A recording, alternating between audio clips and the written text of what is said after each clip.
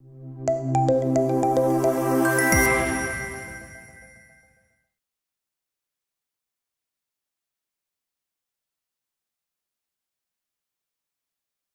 refreshment, we are back with the energy. And as an outcome, we are looking at the agenda for meeting over here is very clear, as in a very important topic we are going to have a deep discussion on it. And we are thinking that you all education leaders and expertise their own fields would bring out some meaningful outcome to this event. So to start with a formal welcome, I, Kumar, Chandan, Anand, and I'm the CEO, founder, and the group editor of ArdorComm Media Group. It's a media house based out in Pune, and we have a regional office is in Delhi. And we feel very fortunate and feel very blessed that with all the deity and good blessings coming to us, we were very fortunate to organize this leadership symposium in this auspicious city of say Lord Jagannatha. So thank you so much, Lord, for giving us so much strength to have this meaningful discussion today. And I too belong from this state, sir. My Nana Ghar is from Mayurbhanj. I belong from Baripada. And after the biggest Rath Yatra of Puri, the second biggest Rath Yatra I think is of Baripada only. So I was very fortunate to witness 5 Rath Yatras in my entire life till now. And with that strength, it also gave me immense power to recover soon from the COVID beds, which I was struggling for almost say 21 days. And till the time I was in that COVID bed, sir, I was as one of the employees in any of the media houses. So like 17 to 18 years of my journey has been in any executive level position just next to the owners or a VP or a GM kind of profile into different media houses and the companies. And I was pretty much doing what with all the zeal and caliber and capacity which I could deliver to that particular organizations or the wishes of my bosses and all. But something was still not getting to that peak. I was not able to get that kick from the job which I was into, or something was getting missed which I thought that it should be given back to the society. So after that, in that 21 days of my tenure in hospital, like 7 days was for ICU. I was very severe in that profile. Of my age group, only 2 people were there in this dormitory, and the entire 55 beds were of a senior citizen or maybe in a gap of 55 age plus. And that time I have given all my passwords to my wife. The wife, by Dekho, this is my Excel sheet. All my password has been given to you. It was such a different condition at that time. But with all the, say, the gods who are present in the hospitals, or the nurses, the doctors, and the therapists who used to come to tell us to do the breathing exercises and the yoga, I somehow knowing that I will definitely recover from this. But again, with that recovery, I don't want to go back to what I was doing. I thought that now I have to give back to the society from which I have been taking from last 17, 18 years. So that gave us a kick. And with my co-founder, that the long gentleman you were saying, Ashish Jain, he is my colleague and he's the guy who I've recruited in any of my previous companies. And join us in that you will be considered as the first comers of my company or the founder members of our company. So that word as a founder member of my company excited many of my colleagues who wanted to help me in organizing giving a foundation to this organization, ArdorComm Media. Then the word we were looking for, company तो खोलनी है, social entrepreneur भी बनना है, company का नाम क्या देना है? I don't want to give the organization name or anybody's name, जैसे आजकल इस school और colleges के नाम, एक institution का नाम जो है, it matters a lot, sir. It gives a vision and a vision of the organization कि क्या करना है. Then the word came as Ardor. So if you see the dictionary meaning of Ardor, it is a passion, zeal. It stands for. And again, if you abbreviate Ardor, as you expand Ardor for, like A stands for aspiration, R for reimagination, D for digitalization, O for opportunity, and R for readiness. So it becomes Ardor. And Com comes and लेकिन sir बहुत अच्छे zone पे हम गए. Whatever companies which I have been, I am still in touch with all those bosses because they were the foundation stone for making me what I am today. So I'm blessed that I got the opportunity to work in so many companies and all. With that, we ventured this media company and I was in a position कि sir जहाँ पर मैं employee था, अब मैं एक ऐसे position पे आ गया जहाँ पर मैं 15-16 लोगों को employment दे सकता था.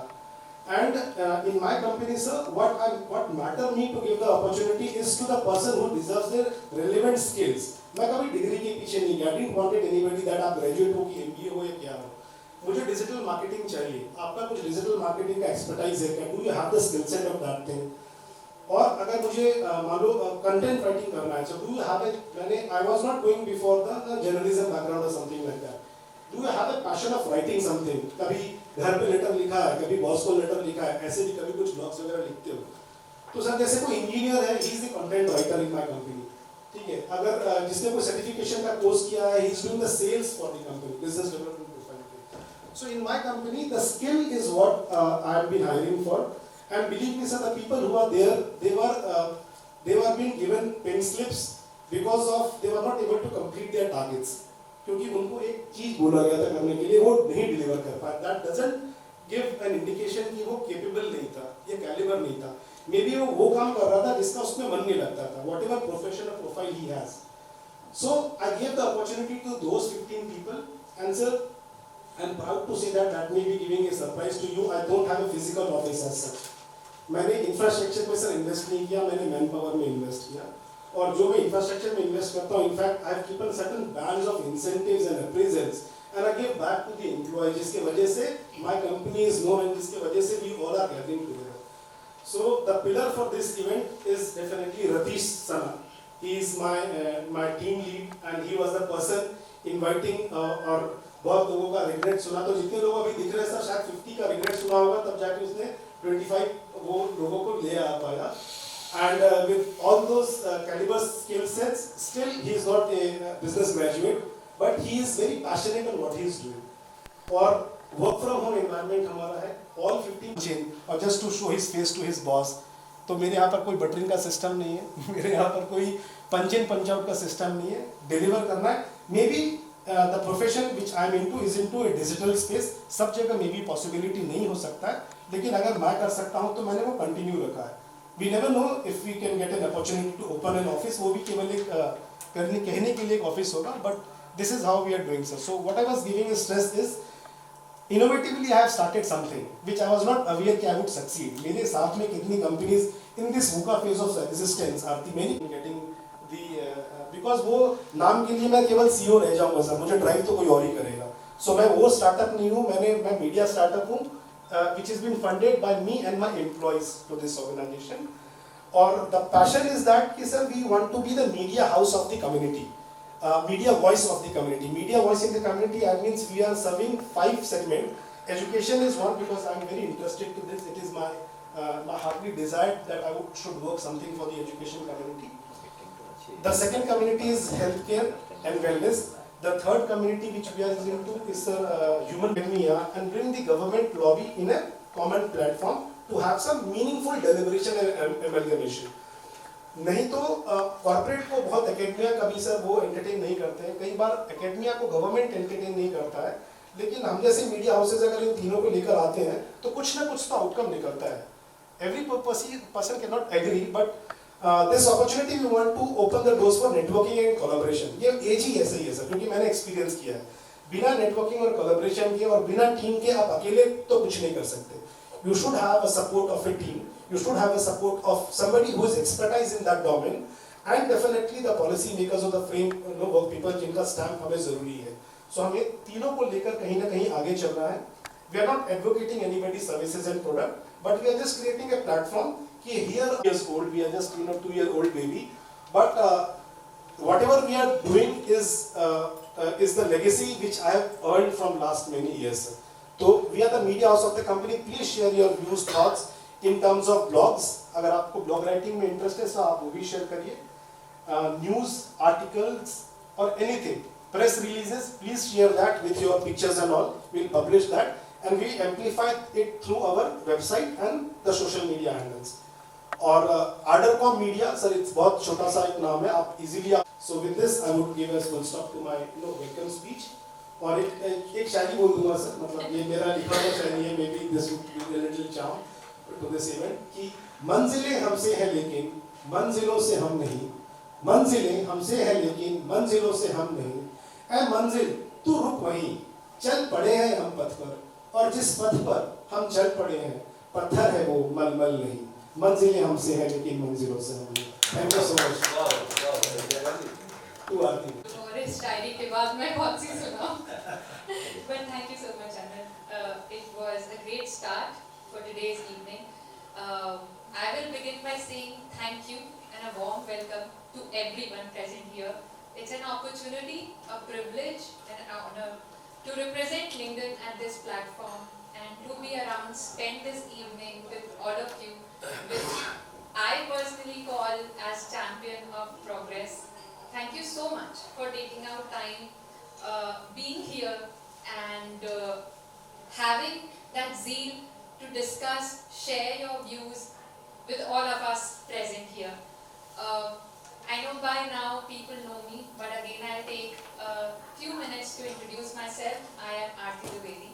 I am the Regional Head and Account Director at LinkedIn for Academic and Government Space.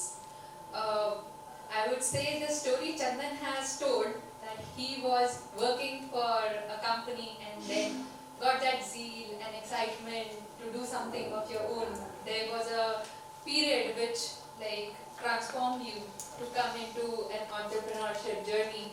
For me, it was just opposite. For good 12 years of my life, I was an entrepreneur. I was doing after my engineering for 12 years. I was into startup ecosystem, did 2 startups, and after that I guess similarly I had an experience where I went to a very tough phase in my life, had an accident, so I don't know how it got so relatable with you. So that happened, and that part I realized that 10 years, 12 years of my life, I was not able to spend that much time with my family, not able to work on myself, my skill sets.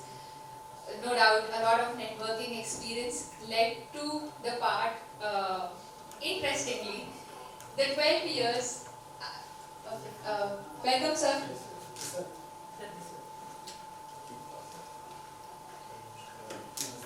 Huh.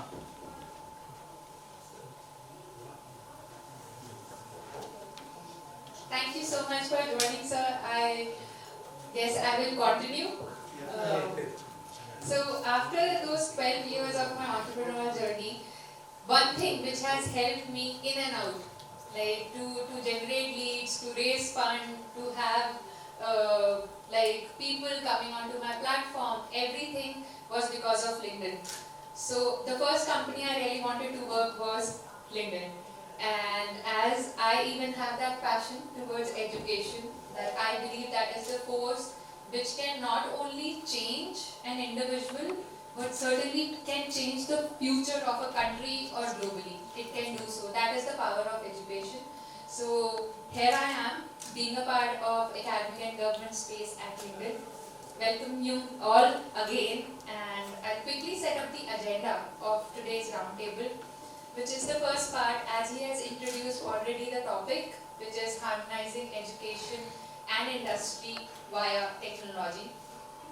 We will start with a quick round of understanding the views from each one of you to understand what you think about this topic, contribute a little bit so that we have that tone set up for this roundtable. And the second half, as you must have seen on the WhatsApp group, I have shared a few questions which are pivotal questions to the opening question, and we'll take up and go around the table to again understand and share our views on those 4 topics. With that note, I will request Dr. Amit to start the roundtable conference with a... And I was 90% paralyzed for almost 4 months. तो मैंने आपसे बहुत ज़्यादा score किया। What a fighters. फिर भी मैं यहाँ बैठा हूँ। So this is the COVID corner. So with that, I think it is an extremely relevant afternoon, and we have the leading academicians and leading industry leaders sitting with us. And primarily I am here to learn from all of you, because I think today, I hope that after the next 2 hours of the roundtable discussion, I will be going back much more enriched than I had imagined to be. But what I feel is that one very important basic factor that we have to keep in mind in any such discussion is the fact that as academicians, we are bound within the boundaries of the NEP 2020. Therefore, whatever we decide, whatever we discuss, it should not be utopic. It should be practical, it should be pragmatic, it should be easily applicable, it should be, it should be available, and above everything else, it should be holistic, and it should also have a connect with the Indian knowledge system of the past. So I think this is a very basic thing that we have to keep in mind, because we are talking of technology, we are talking of modern technology, we are talking of harmonizing education and industry by the use of technology. But what about the temples of yore? What about our former universities? What about the education system? What about the maritime forays that that Odisha has seen such a lot of? If we say that technology did not exist those days, how did all these things happen? So this is something that we need to keep in mind. That technology today will only be a fine-tuning of what India has seen as Vishwaguru for millions of years. Now, coming to the topic, harmonizing education and industry, I just jotted down a few points, and these points. Let me confess, these points will only expose my ignorance of this subject.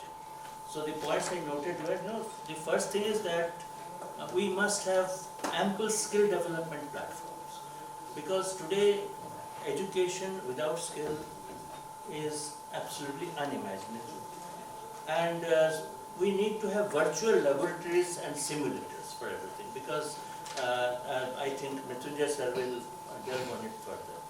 Then we need to have, between industry and academia, we must have collaborative tools. And as a matter of fact, today the ecosystem of academics, the ecosystem of education should go beyond the boundaries of a university, beyond the boundaries of a college, and part of the academic ecosystem must exist within the boundaries of the industry itself. That is a must, because unless the students learn with the book and with the machine, with the knowledge and with the thought, and ultimately apply the knowledge and the available technology with his wisdom and common sense, we cannot achieve the harmonization. Then, of course, all the parameters of the fourth industrial revolution, we all, we keep talking about them, artificial intelligence and of people. In fact, yesterday, I think a weight reduction pill was kind of, and because of whom I exist today, because I was in Medanta all these. So, these things we need to really filter out with our application, knowledge and wisdom. Then most skills, today you cannot keep pace with the progress in the technology. And lastly, we must have flexibility of remote learning. Because, gone are the days when we have to go to Stanford University or to some of you will say it's a Gisapita point. I agree, but progress has to be made beyond that. Thank you very much. Thank you so much, sir. And you are now, Dr. Sunil, would love to hear from you on a topic, a theme for Roundtable. Just one point I'd like to make. The difference is, now academic is one part, education is one part. In the education, such type of things we are not providing the students for getting the things. For artificial intelligence, the students must know how to develop his career. This is the first point. In industry, how was developed, and students are in the education, how was developed. You will find out first. Now education is running on pen and papers. They are not going to enter into the industry factors. How to enter the industry factors is the first point. So that one person to lead the industry research. If we research the things, then students will go ahead. And second point is the faculty expertise and research. Those faculties are you have to appointment, the faculty having more research person, then only they will move forward. Next thing is professional development. Nowadays you know everything. One small example, where Mahatma Gandhi is once upon a time is moving with a kurta and a lathi. Lot of movers are moving with him. Nowadays you see, only you are having computer or artificial agency, everything can sound. This is the first point. Then you have to go move means you have to learn such type of things and continuous evaluation and improvement. If you do the continuous evaluation and improvement, then only students will go ahead. Employment is nowadays employment is everything is available. But people know how to enter to come in the employment. So many students are big universities there and all the students are coming, reading. But how they will enter in the field? First thing, the artificial intelligence and the computer knowledge is much more required, and practical training is 100% required. Then students will move there. Thank you. Thank you so much, sir. Thank you. Thank you. Myself, Dr. Minaketan. First of all, I express my heartiest gratitude to all the intellectuals sitting over here in the symposium, and my best regards to both of you, Chandan and Atizi. Today's topic related to two things, that is the technology that align to an integration of new age technology aligned to curriculum and employability. The two questions here comes, that is curriculum and employability. Parts of the curriculum, as our Chancellor Ji just told, that our discussion to be confined related to the NAP 2020. So, here the question comes, if first of all there are higher education, the India has secured the top position in the world in the field of the higher education. 17,892 are like that, the higher education institutions in India, it is the top position in the world. But the matter, I regret that, related to the technology, the India's position is on the 17th. As the rating, as per the rating, the using the technology, that the scoring of Japan stands the result 95, and the second is followed by that is the USA, United States, America, it is 75, and South Korea is 71. Then the fifth, that is the only, that is it. Can we know that the scoring of in the technology field, the India has secured only 5 in the 17th position of the world. So we all are talking about the technology, we are advanced, not at all. It requires a lot of advancement. Technology, when we all are the academicians, we are confined to 3 to 4 technologies, biotechnology, nanotechnology, or information technology, or like that. But in fact, in field of the education, there are other 10 emerging technologies which has not been touched yet. For example, these are the emerging technology: mobile learning and AI powered learning, AR and VR, and gamification of learning, wearable technology, automated and adaptive technology, cloud computing, social media and mobile learning is related to the education. Besides that, that is not only the education, but we should consider what are the top 10 technology is required or is coming as we are lagging behind.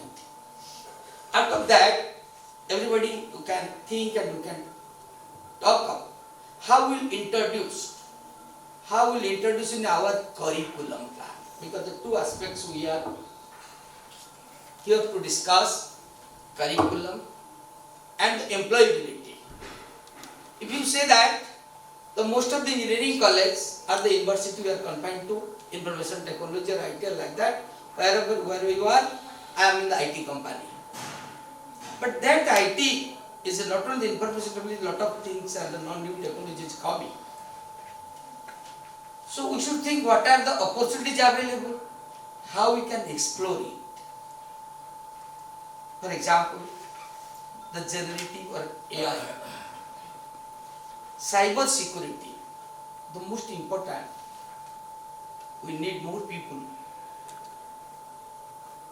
in this regard.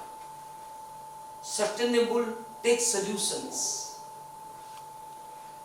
and cloud, VR and robotic process automation. Considering the now we should come to the employability part. That as per the study, the recent study, generative one mark estimated of $1.5 trillion within the 2032. The average salary in India will be 11 to 40 lakhs per annum.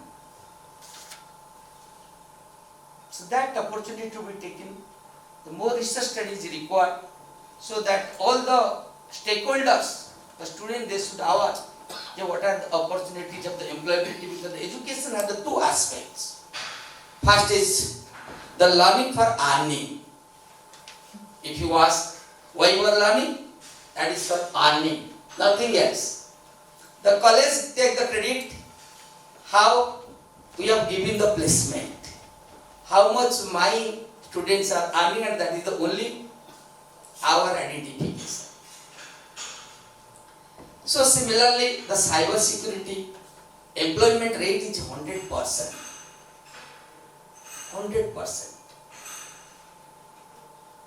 It will remain for years to come, that is up to 3.5 million fill job in the cyber security industry through 20. It is a challenge. This technology, we are facing the challenges, both the threat that as we are developing. Every day you are getting cyber crime. जितना बढ़ते इतना पीछे आ जाते. So cyber crime that we should take care. So point is, another is coming, the sustainable tech solutions. It is all about to make the product sciences. Suppose the EV is a electric vehicle. We are talking about the electric vehicle, which is, that is the sustainable tech solutions through it comes. And opportunity, industry will create over 9 million jobs. 9 million jobs, opportunities by 2030. Think. In India, I am not talking about the world. So, salary starts from the 10 lakhs will be to the 80 lakhs. As its study says, the research study says, that is not my paper.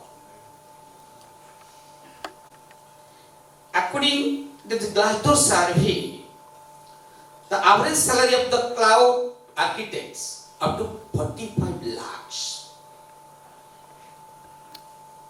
Whereas we, the VC and the chancellors, we are getting hardly, I think, 30 to 40 lakhs, 20-30 lakhs is much more. But you see the 45 lakhs within 10 years, and we are not comparing, whereas 100 times more that is in USA, the salary range. Then we are coming for data science and analytics.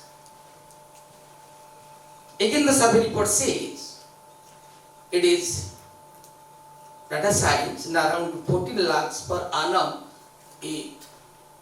that is salary is will be available, and the jobs opportunity is much more. Similarly, human computer interactor.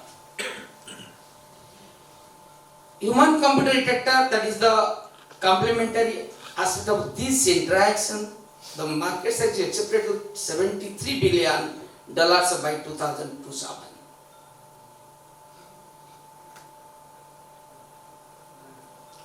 According to salary.com survey. Again, they are coming for the blockchain. It's very important, very also. As it is extended beyond finance application, in the supply chain management, all the management people are here and there. Supply chain management, healthcare and e-commerce. That promoted by the blockchain technology. Again, the average salary starts from 8.5 and within 7 to 8 years it will be close to 50 to 80 lakhs per annum. Which is a dream for that, because if we can project these things before the students and they will know what time, because as in our plus 2 level, many times I am a career counselor, I take the classes. Recently there are 1,000 students of mine.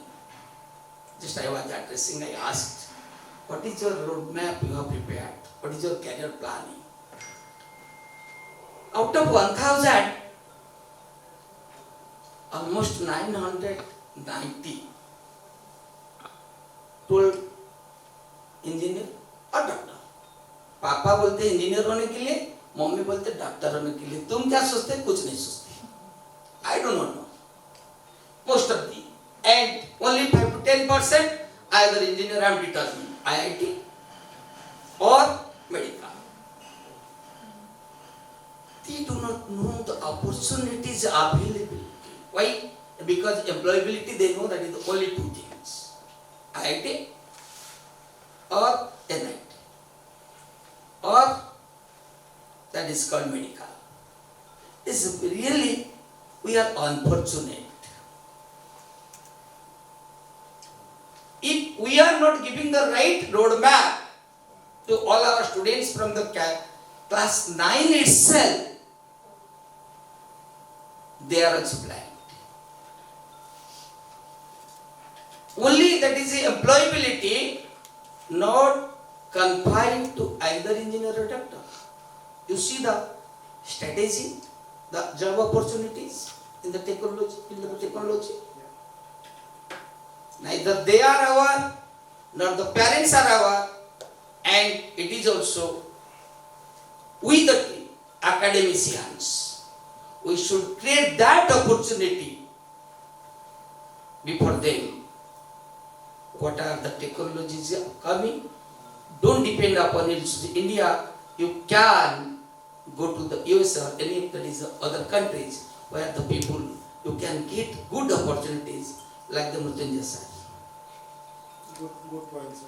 Can we have some quick, because a round of Yeah. This is a very detailed discussion which we should continue in the second round. Sir has finished everything now. No. So, right, that is the point, that is the robotic procedure automation is the same thing. So, okay, now I am passing my, Suddhananda. yeah, right, sir, please. Mathur, sir. No, I think Mathur. Mathurji. Okay. Thank you. So I think what they have said, we brief just to open up. Yeah, I know. Thank you so much, all of you. And Great to have you, Mathur sir, again. I invited you in one of my previous event in Delhi. Yeah. At that time, you were with some other institutes at KIIT, yes, and then you've been looking after. it is not some other institute. It is It's KIIT, sir. KIIT. There's a Vice-Chancellor again. Okay. Thank you so much for inviting me this time also. Basically, the topic which you have chosen is extremely important at this time. Harmonizing education industry. Industry needs using technology. I always tell this thing in my presentations to teachers and to different places. First is that there are three pillars of the whole system. One is teaching or teachers or whatever. The second is student, and the third is industry. And I say many times, and this is, I always say some of the things which are extremely provocative. I always say teachers live in past, students live in present, and industry lives in future. So basically we have to see that how these three verticals come together. And this is a real challenge, and it is not a challenge of today, it's a challenge of every time. 10 years ago also the similar challenges were there. I think so many years the challenges are same. Technology is developing, technology will develop. How we cope up with that, that is the thing of today, that the technology which has come up at this time. So the kind of things which are happening, and the discussions always happen on that. Oh, now this ChatGPT is available, the students will do copying, the students will do this, the students will do that. Copying has been happening since beginning, in time immemorial. As long as our cheating is going on, I will not worry about cheating also. We have to see how we can prevent that. Yeah. And I feel that, of course, all the distinguished people, those who are sitting across, they would tell about it, that AI is extremely helpful for the students and for teachers as well. The only thing is that the teachers have to change. Instead of asking, write an essay or write a life history of Mahatma Gandhi, they have to ask a question like, compare yourself with Mahatma Gandhi. That's all. No ChatGPT will give you answer for that. And answers will be different. So now we have to have a regime where not one answer is expected, every answer is accepted, and then we have to see only the capacity of thinking. There is no other thing which is required to be evaluated. So I feel that the industry demands are only based on money, but the students will outlive the demands which are today. We have to prepare the students for continuous learning. They have to learn.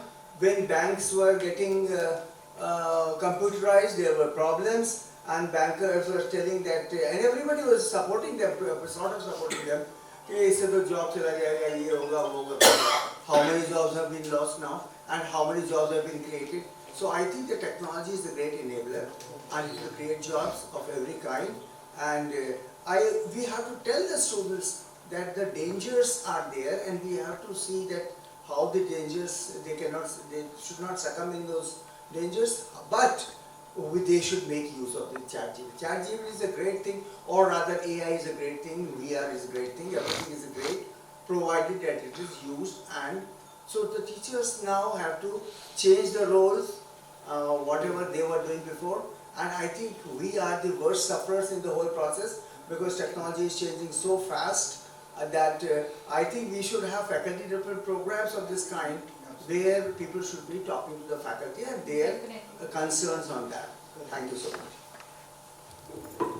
Train the trainers program should be frequently. That is the more requirement. This program is not required. Correct. So I guess the next theme would be this only, that where we can present how we can really help the VCs, chancellors, the people who are managing at that level and have to decide now for students. So what all these technologies can help you ease your way out for the students. But thank you so much, sir, for sharing that. Sharma sir, to you. So, good evening to all of you. Namaste. I think that the topic, today's challenges are different. We have to identify the challenges, and we have to identify the needs. And as per the needs, we have to think that how the technology can help us in harmonizing or learning outcomes. This is a very, very important.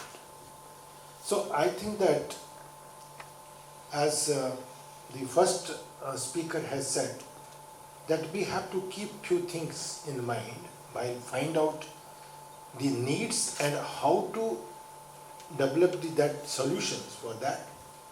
So we should keep in mind the IKS, Indian Knowledge System, and another thing is the collaboration, without which nothing can be now in today's scenario, nothing can be done without the collaboration.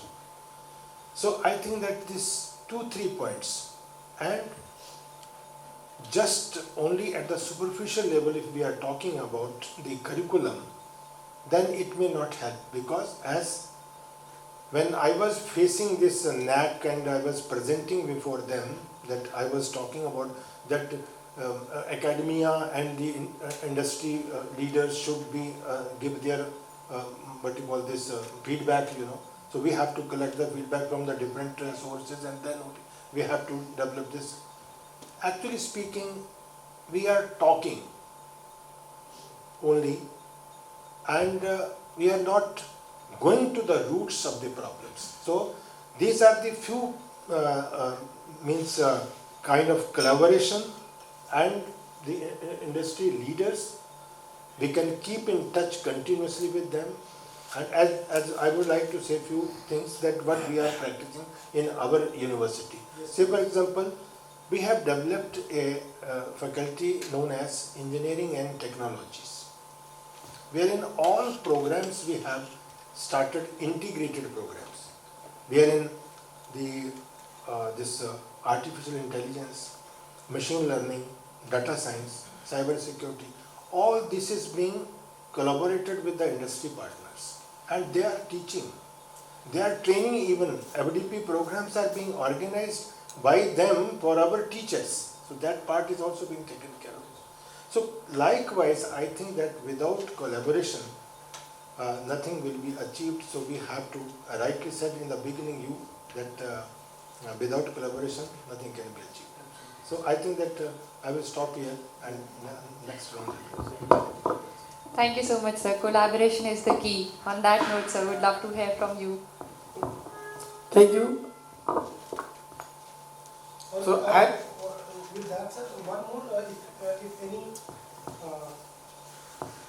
if any interesting case study which your institute has implemented, sir, we would also like to hear that also from each one of you. So which has really worked out for you, and that is really helpful for the faculty or the students for it. So, sir, you can start. Actually speaking, as we are focusing on skill development and sustainability, these are the two goals we have fixed.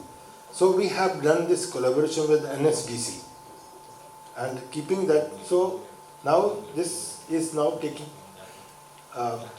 take off now. It is yet to be take.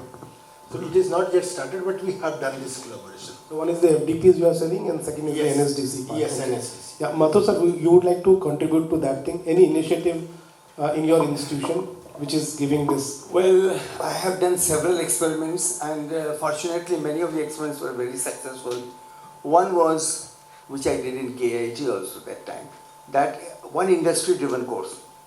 I made it, I don't know whether it is going on now or not and how well it is going on. At least one course in each school was given that was driven by industry. And that course was one of the most successful courses there, and the students in their feedback told that we forgot that we are studying in a university, we thought we were working with industry. Even the course development was joint. So I think that was very successful, but at the same time, I think that the collaborations have to be constant, and it should be win-win situation. Why industry will come to education institution? They are not bound to do that unless until. So I think the institution should also provide an opportunity so that they get something out of it. And we must know what they are getting, so we have to be attractive. And it's not that we invite somebody at NAC and finally say, okay, hamara kaam to ho gaya, now we will see you after 5 years. I think this is not the way the kind of spirit is there. The spirit is very different. You should become one. Industry and academia should become one. There is no difference. And actually, just to highlight this point, the industries which have come up abroad, particularly in US, or we take it at the Silicon Valley area, the industries which have come up, they were offshoot of the institution. It was not the reverse way. It was that I think we are going in a reverse way. हम लोग कहते हैं कि तो industry वाले हमारे पास आ जाए. They say that we will open the industry, and that Stanford area, people will be shocked to know here that it has $3 trillion economy. When we are trying to reach to some number, I don't know. I don't want to tell that also. So, and only 2 industries in US will make the $5 trillion economy. We have to develop a culture of innovation. We must invent something so that industry will take it in a bigger way. Industry will come only when we have a human capital. They have other capital. When we think about that, they will come and give jobs to our students. I think this is a kind of misplaced thinking. We have to make them partners in our place, where continuous learning also is there. Of course, one of the things which should be continuous learning. They should also come and learn from us. So I think everybody will speak something on their experiences, but I have done lot and lot of experiences which I feel very happy about, and the students, they get, it's not the job placement is an outcome of their learning exercise, but most of the places it is considered as one of the verticals of the institution. So I feel that our capital, human capital, should be such that they get attracted to that. Oh, something is happening there. Oh, they have prepared this thing and this prototype. Let us take it to market. Let us do that. And this is the way the economy booms. Thank you.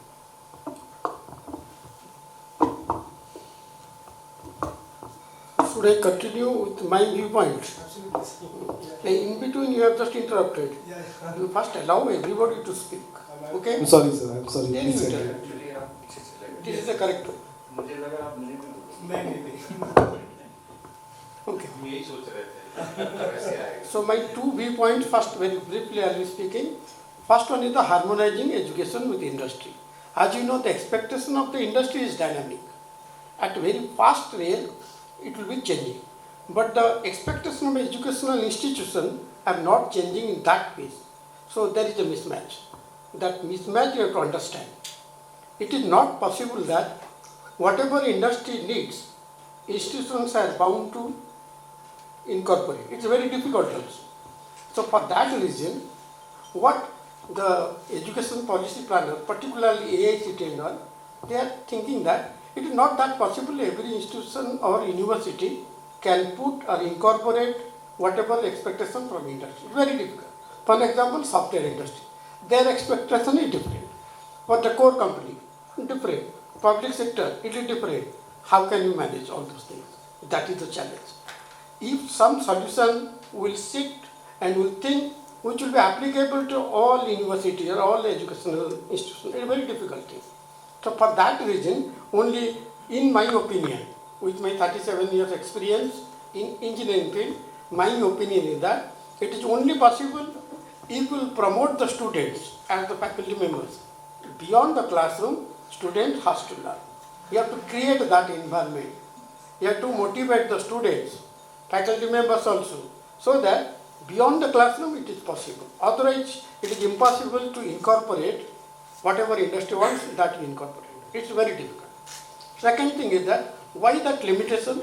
Because all the courses, starting from engineering, whatever regulatory body is there is some constraint. Their mandate has to be fulfilled. So university, just like some industry wants this one, because they will take the student if they are expertise in this one. It's not that possible. Third aspect, for any course, whether management, engineering, some mandatory courses are there. you cannot nullify that. Can you do that, nullify? No. So you have to be perfect plane. That's why I told you. So 3 aspects for the industry connect, all the institutions must try, or should try, I can say. First of all, let our faculty members or the students in groups, you just identify some industry, core as well as software company, they, just like a short-term training program, they have to visit along with the students. Then visit what is happening, what is the technology going on currently nearby, so they will give the input to the university or whoever the managing all those things. Accordingly, you can incorporate. For example, university, a course has been done means 4 years at least is to run. It is not that first year I put this course, some industry gives some input, so I will be changing the first year syllabus. No. University cannot do that. So for that reason, repeatedly, periodically, faculty member and the students should visit, they will come, then they will be giving the, put into a database. This is the first aspect. Second aspect is that when the people will come for the recruitment, you have to understand what is the procedure, how effectively they are conducting the assessment. Why all the universities are struggling for this recruitment, even if a top university also, even IIMs also. It's not 100%. Why so? Top students, top faculty, top resources, why it is not happening? Because the assessment process of the industry, it is dynamic. If you can enter into that, if you can understand how this year, what is the strategic planning for evaluation method, universities are not doing that. This is the solution. If you will understand the evaluation process of the industry. For example, you have picked up 10 industries. These 10 industries are expected to come and they will take the student. So you should have an internal mechanism so that they should understand, they should go, because again networking is there, HRs are sitting, your alumni are sitting, it's not a difficult task. You can easily do. You do this one. Prior to that industry, visit your company. Then accordingly, you should train. As you told, vocational training courses is mandatory. NEP advocated for that. Somehow you have to integrate the vocational courses into the mainstream education. Everybody knows that. But again the problem is that vocational course, I am an electrical engineer. For my student, what to do the vocational course? Because I must know who are the industry who will be coming up here. Is it clear? So accordingly, my network should get those data and I will put the vocational courses. Third thing, as I told you, since a academic institution, some regulation is there, frequently the content cannot be changed. It can be only filled up by some courses which you can call it as the value-added courses, bridge courses. So that means beyond the course curriculum, you have to take the thing. You have to motivate the students. It is the responsibility of the Vice-Chancellor, starting from Vice-Chancellor to the faculty member. Then only it will be possible. Otherwise not. We are lacking. Why every university, particularly in Odisha, we are struggling. This is the main cause. Main cause is that we are teaching, we are putting new courses, but the evaluation method. Suppose I have taught some of our esteemed speakers, they told AIML, virtual reality, this thing, that thing. How many subjects will you incorporate? A student will be pagal. You cannot do all those things.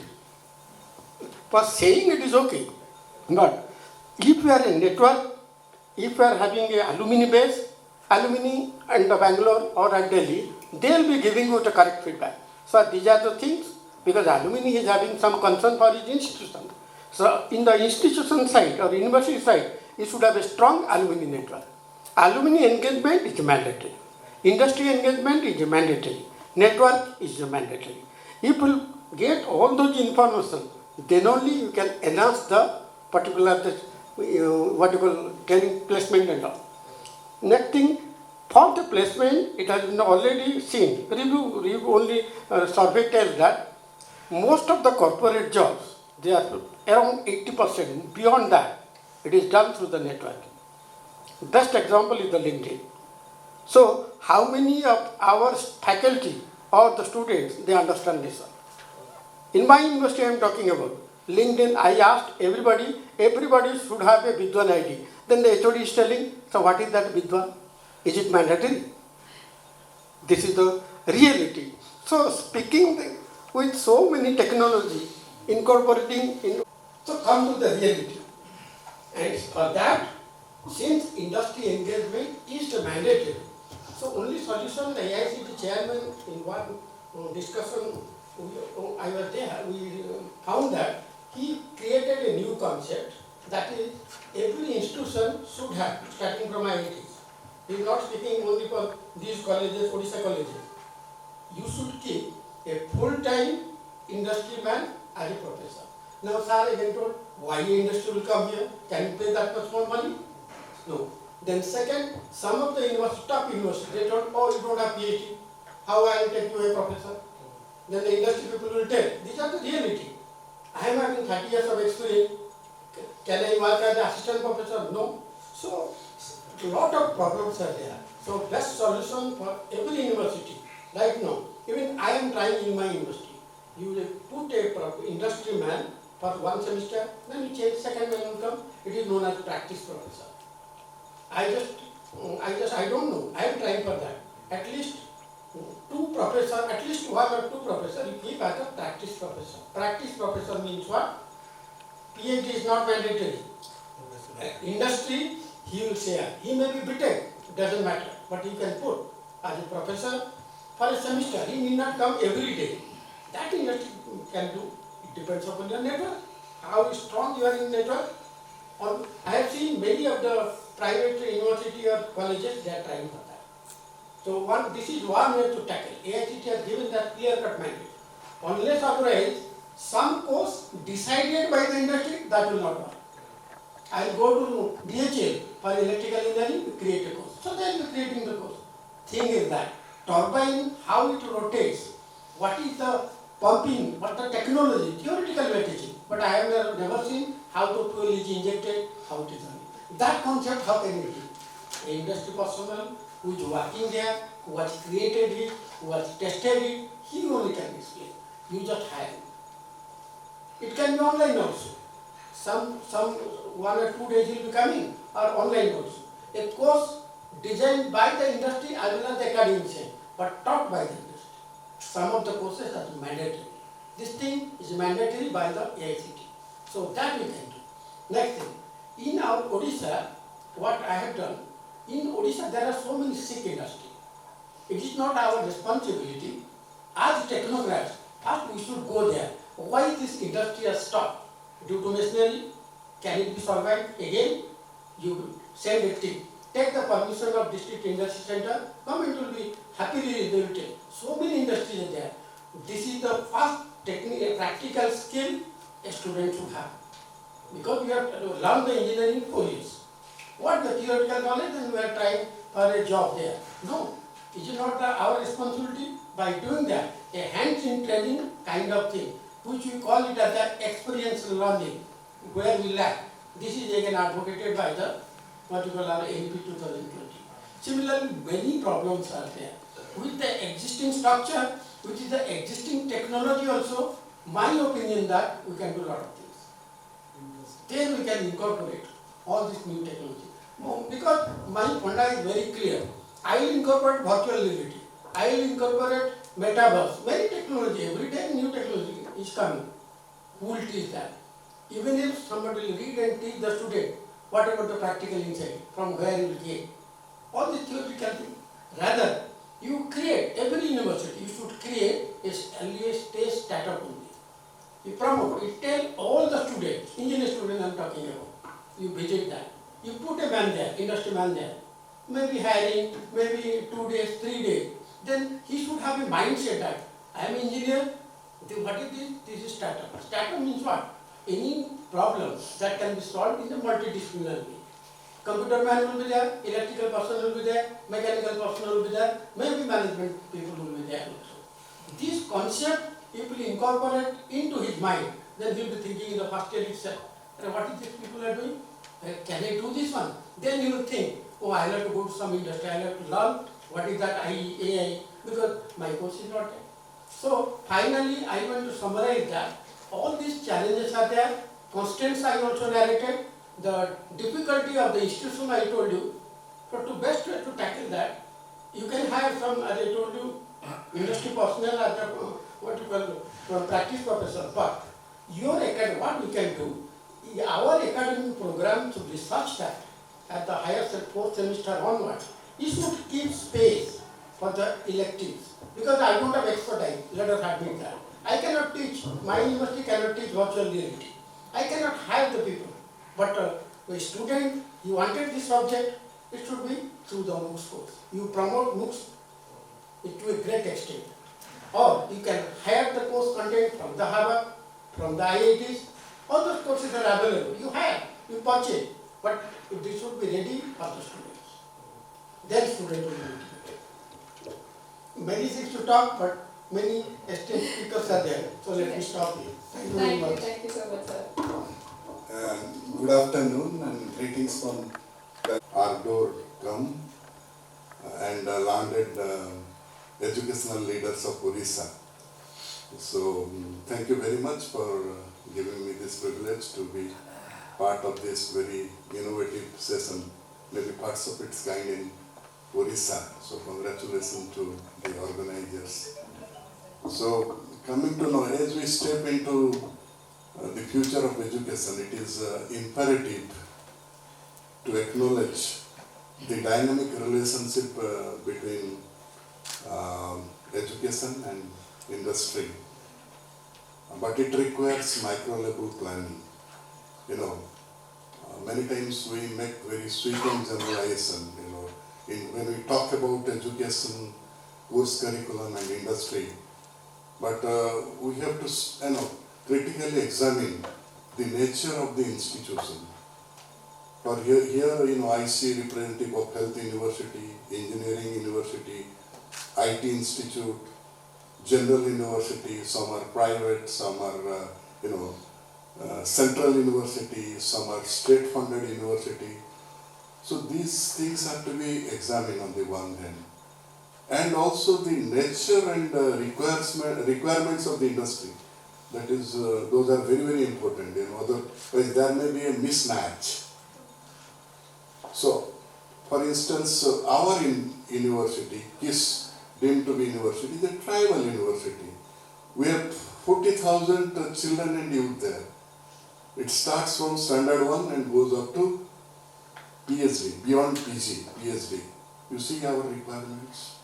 When you talk about industry, how industry will fit into our theme.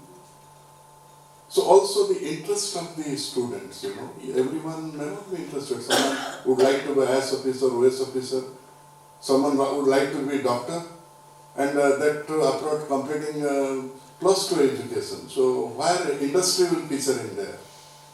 So let us not make very sweeping generalization. Let us, you know, otherwise there may be a disharmony. I'm sorry, you know, I may sound pessimist, but there may be a disharmony, you know.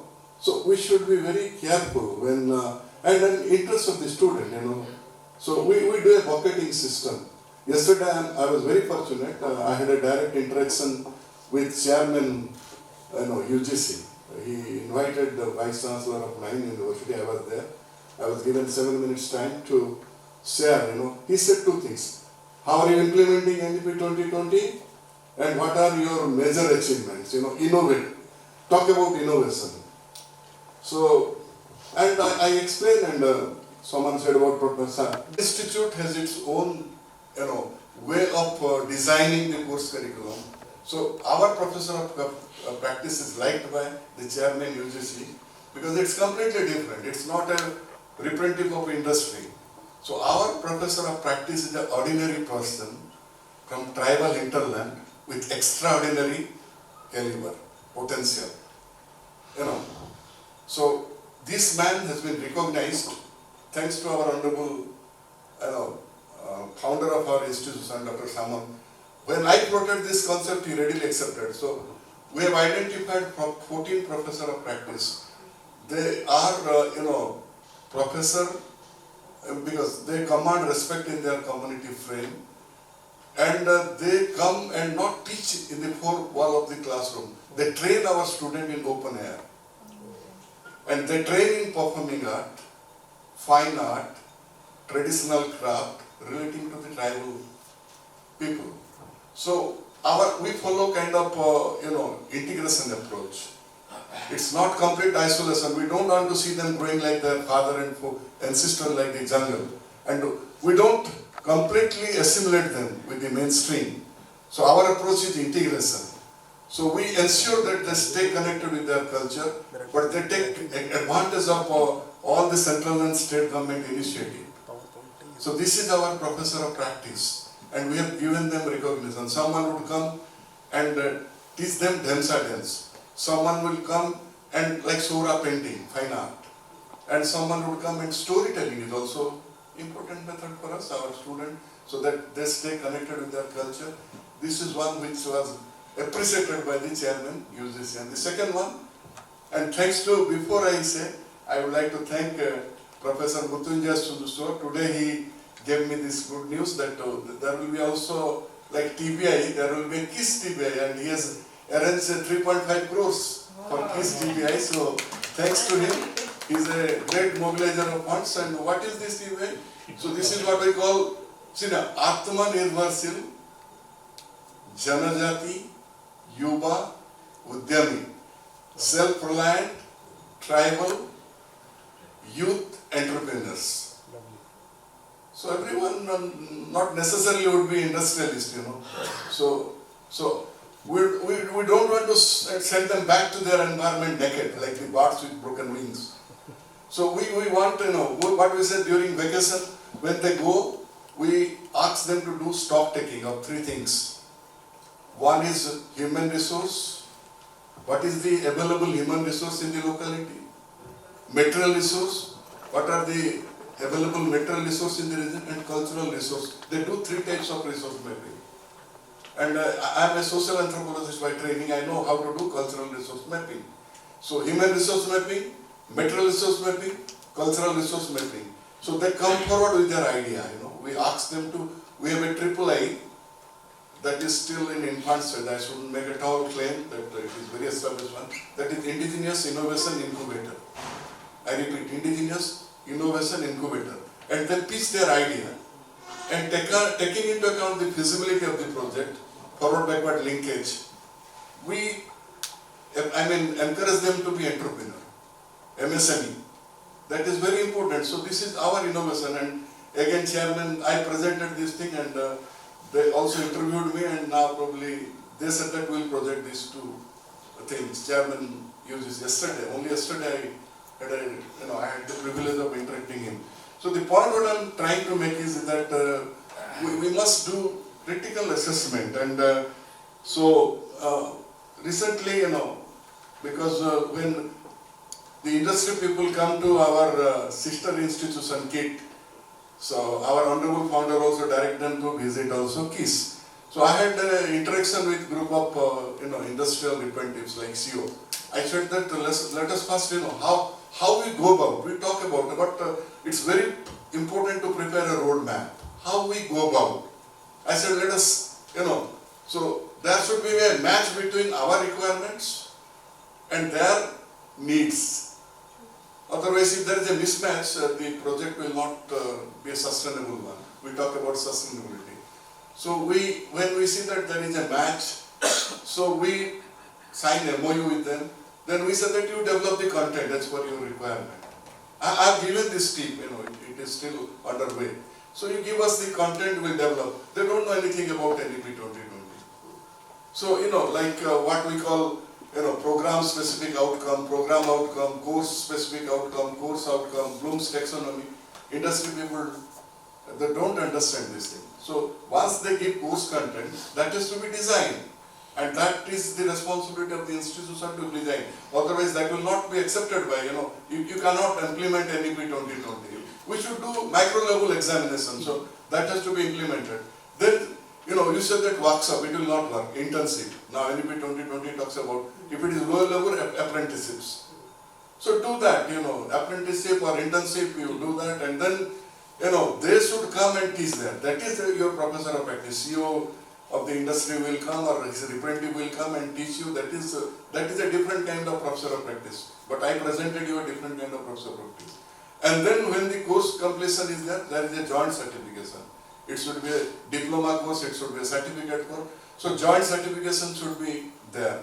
So also you are honoring the other partner, that is real meaningful partnership. In the first round I don't want to continue because so many people are there, I can speak hours together, but this is not the right time. Thank you very much for giving me this privilege. Thank you so much, sir. That's the, I guess, the beauty of this platform is there's so much to share, but having keep on sharing the information which we otherwise, I'll talk about myself being from industry, we want to even improve and understand what is happening on the ground reality. We can build up something, come to you and say, okay, this is the solution we have. But hearing what is happening, what are the real problem statements for you, it helps us to go back and work and then come again. So thank you so much again for sharing. So please, over to you. First of all, thank you Chandan and thank you Aarti for calling us. That I am here. And our esteemed Vice-Chancellor from KIS is also here. This entire hall has been filled with all eminent personalities representing their own institutions and their experiences. I think clubbed together this experience will be more than maybe 500 years for sure. Absolutely. What I'll say is, if I look into the theme of today's this roundtable, if I take the buzzwords from there, one is education, another is industry. You want to create a harmony between education and industry using technology. Probably if I am correct. Absolutely, sir. So, technology might have a brighter side, might be having a darker side and so on and so on. But we need to talk here probably something where our technology can be an enabler to bridge the gap between industry and institute. Absolutely. If I am correct. Now,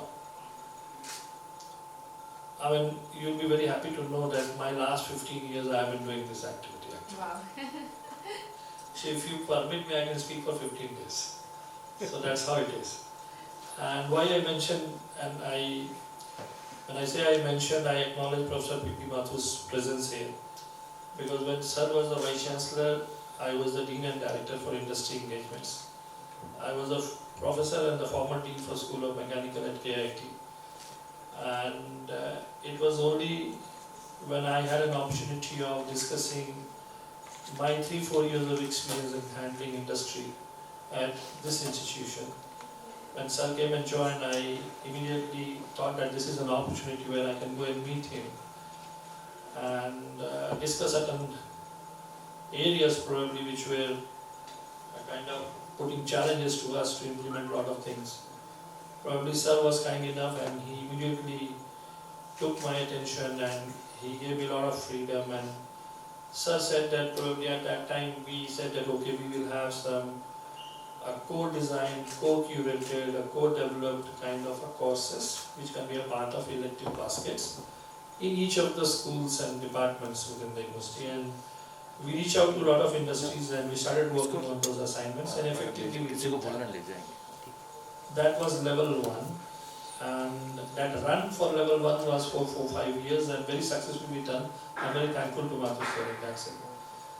But then, even when Mathur sir left, I continued the relay race probably, and we took it to the level 2, level 3 and probably level 4. When I say L1, L2, L3, L4, L4 is an ultimate level where it is a very typical Western model, and Mathur sir has been mentioning about some of those big time universities in US, where in their garages, in their backgrounds, the institutions or the eminent industries have been created, and probably today they have been doing wonders. So we said, okay, let us take some cues from there, bringing those best practices and get something done here.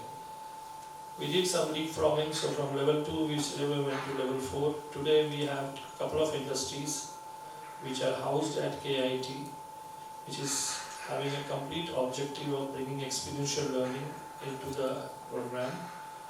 And the students are exposed to the way the industry works for the entire 1 here. The total expenses which KIT and the industry in one of the project together, which we bring in, and if that volume makes sense for you to understand that how the rigor the thing is, how important the process is close to 50 CR per year. Only one particular activity. So today we are engaging with more than 70-75 companies. Today morning itself, as a Vice-Chancellor, last 4-5 months, I was working very closely with some of the companies where we can come up with some co-branded and co-owned kind of a program, especially targeting post-graduations.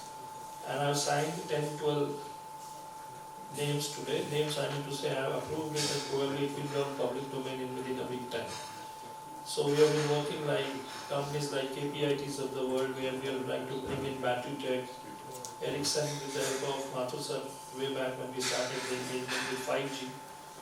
So these are some of the specializations we are trying to bring in post-graduation level. Because nothing much has been taught in those areas. There has been huge demand in the market, but the skills are not available.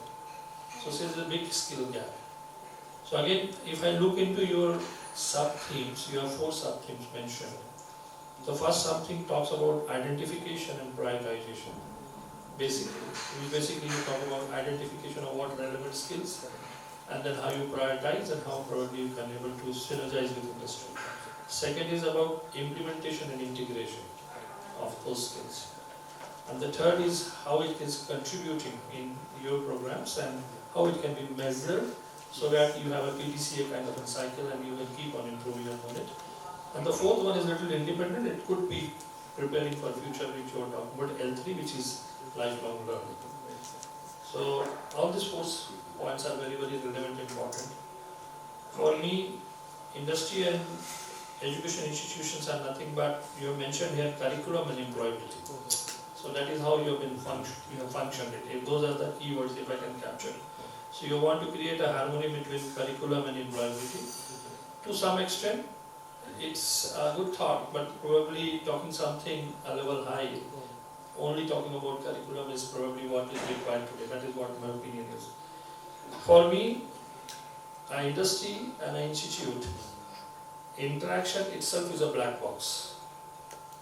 This is what I have understood in my mere small experience of 15 years working in this area.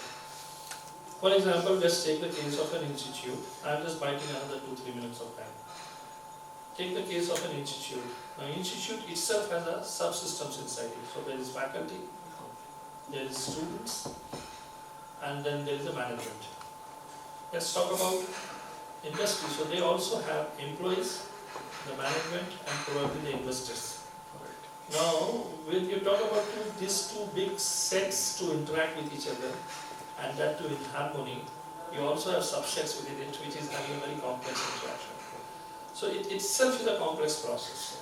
I still remember when I started my teaching journey in 1999, I was being sent to NIT, Kurukshetra, to attend. My first workshop was in III only, Industry Institute Interaction. And I still remember we were still talking about Industry Institute gap, and today after even 30 years we are still sitting and we are talking about Industry Institute gap. So this gap will remain so, because there is a catch time. Every time when you think that the academia has moved towards industry or industry has taken a left shift and moved towards academia, there is something new which pops up and come in, and then the catch time again increases. But then this relentless effort of coming together should continue. And I am thankful for you for bringing this as a part of the theme. From my point, 2 experiences. One I have shared with my mentor and my guru sitting here, Professor Mathur sir, that how probably I have also grown along with the work which I have been doing. And probably a lot many more things we will be doing in that direction, and you will come to know that KIT will be one of those institutions in next 3-4 years which will be working very, very closely with corporate. That will be completely been understood by us and will be defined. Second is, let me give you a micro example. We were talking about AI and Gen AI. So when I took the challenge as a Vice-Chancellor, I was looking into so many other activities apart from industry engagement. So curriculum development, and then we have a layer which we have created. We call it university level curriculum which is been headed by a retired professor from IIT Kharagpur, Professor PKJ Mahapatra. And he's been given along with the team to implement NEP 2020. Now, and he's like my guru's guru kind of stuff. He's so senior. So I was not able to call him to my office for the 1.5 months. This is my experience coming straight from my heart. So that was somewhere time December I was able to manage, and then I sent him a message, and then he said, okay, I'll come sometime. He came sometime middle of December. So while discussing, I just put my idea to him that I have seen how you have done 3 years back, you have started NEP implementation. But I don't find AI or maybe Gen AI been used for technical writing or for effective communication or for corporate communication or for any such kind of activity as a course, either compulsory or elective or whatever way in the entire scenario. I tell you, he just jumped on me and said that how dare you can talk about introducing AI, Gen AI in the curriculum. Being my dadas, my guru's guru, I cannot say to him anything, but I just kept mum. I said, my only request, sir, you please go back and explore a little bit about it. He took 7 days. He gave me a call. Are you there in office? Yes, sir. I am coming, no more appointment, 1 hour I want with you. He went through entire curriculum of MITs of the world, Stanfords of the world, came with 5 documents on responsive use of AI and how AI and related technologies has been taught in those universities which are supposed to be the most advanced or top rated universities within top 50 ranks under the matured rankings. And he gave me everything. He said that we are completely on. I don't know how my faculty or your faculty will take it, but the next 6 months we will bring one compulsory course.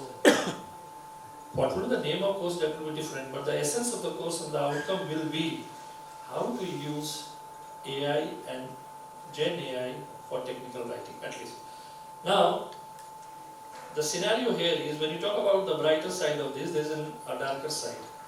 The darker side is we all know that we are using chat GPTs of the world and our students and our bachas are also using in our home. But then we are saying that it's all plague, it's all plague, it's all plague.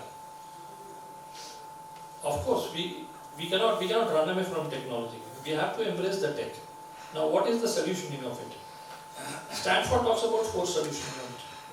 We probably as a university we will be adopting the 3rd one, which says, and it's a very frugal and a simple and a very common sense. Sometimes common sense becomes very uncommon as well.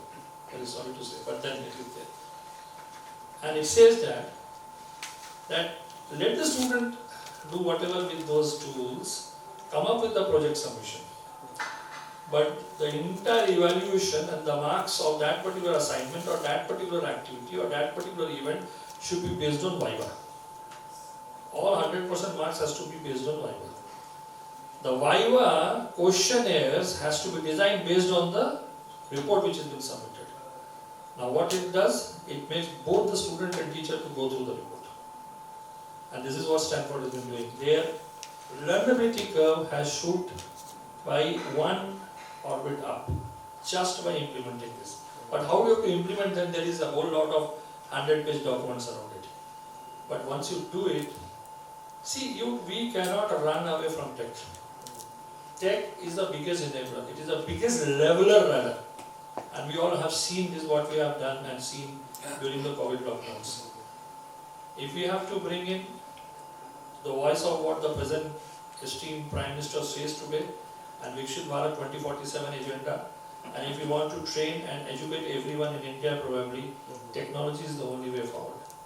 In this case also, this can be seamlessly integrated, both the 2 entities, and a harmony can be created with the tech. I am looking forward to some of the suggestions will come from the August members, but I have jotted down few things which can be a solution part of it. Thank you, sir. Thank you so much, sir. Starting from, I guess, the main point, like even today I'll talk about being the part of industry, chat GPT or generative AI. Even today where I am a part of business development and sales unit at LinkedIn, but working with education and government. Today we are being emphasized to learn all these skills. ChatGPT, or you talk about, sir mentioned about cybersecurity, cloud computing, we need to even understand, because being in this sector, or I guess any other sector, everything is getting so much integrated. You use it, you don't want to use it, your choice. But you need to know about it, that's for sure. Because today if I decide I don't want to use ChatGPT for my work. Can I interrupt Sure, you? definitely sir. Aditi. Aarti sir. Sorry. Totally fine sir. Yeah, Aarti. So, I mean, one of the new development which we did in our place was we created a position called Director of Faculty Development. Faculty. One thing which we are doing is that every faculty member is undergoing a proper curated workshop of 2 days on AI and responsive AI. And how to actually write in AIs and get those things done. Amazing. We have done one shot. Now from there, and this has been done by external agencies. Now from there I have taken 3-4 people, faculty members, and now they are also getting trained further. And they will be my now next resources to train all the 1200 faculty members in the university in the next 3 months of time. That's By amazing. the time we launch a course in the BTech, first year maybe, and maybe in other branches as well, but then everybody of them must be on a level playing field to know this. They must have downloaded that version of it in their smart devices and must be using that. That will ensure. So amazing, sir. Being LinkedIn, Microsoft and certain skill sets. From past 6 months, what I have been like dedicating my time, the 2 hours or 3 hours we have to dedicate every week, is about these topics which we are discussing. On that note, stating from the industry how relevant it has become for us even, whatever stage of corporate life we are into, we have to even incorporate that in our skill sets right now. To that point, sir, over to you. Yeah, good. Thank you. I have another good, I see a good intention here, because I have never realized so many Vice-Chancellor, directors or the leaders of academies under one roof. I thought there will be many people, but I realized only some of us. The discussion is going to be very intensive. So I came with that intention that I learned from you, and also give us some inputs which will be interesting for the institution of Odisha to grow in a different perspective, like innovation. So we promote innovations in the ecosystem. And 2 things, message, inputs, that we need to change our mindset and to build a culture. And speaking is interesting, everyone will speak. This topic is not new for me. When I joined KIT, it was there. So how do you bring industry, academia together, what it can be done, but are you doing good and great things? So placement is one of the byproducts, or is going to be not that interesting anymore. Because if you create a culture, create the ecosystem, placements is going to be 100%. I'm just talking about when you build curriculum, when you bring system in place, see that people are innovating enough. Not all are they practicing innovation culture. And by the process, for example, we run several programs. I started School of Biotech at KIT. Of course, not only biotech focused, but now looking into other startups, where we never had any placement cell. Because our training has to be so experiential. Somebody said the training has to be very, very intensive. It's not only theoretical textbook, but you have to bring in the culture of laboratories, culture of innovations and experimentation, where we are lacking. Not only in Odisha, many states, many country. I'll give you 2 examples where, let's go to who are the captains in our university's ecosystem. They are all professors. So when you run a FDP program, I have seen people all do it, very generic FDP program. I think these are old age programs. I'll be requesting all our senior leaders here, please, I think, I'm not talking only from KIT perspective, I'm talking about the Odisha perspective, keeping aside all the institutions. So where you can bring a culture of innovations, and if you bring that in place with an army of professors who think differently, they will be your ambassadors who will really create an ecosystem which is so conducive. Companies are going to come after you. They are going to run after you because they need good brains, not only brains, they need good brains. And good brains comes from experiential learning and a culture of innovating things. So somebody who is not securing good marks may be highly powerful in innovation. And I have seen examples from our School of Biotech getting into AI. So one of the, which is, you know, is always we talk to each other, a culture where School of Biotech learning AI, creating a company called Lark AI, which is now close to 100 plus, various companies. Why I'm saying culture needs to be built up. So that they have to do more homework. Where clinicians should talk about innovations, talk about problem statements. We're always feeding students about what we need to feed, or what we have been taught, learned to feed.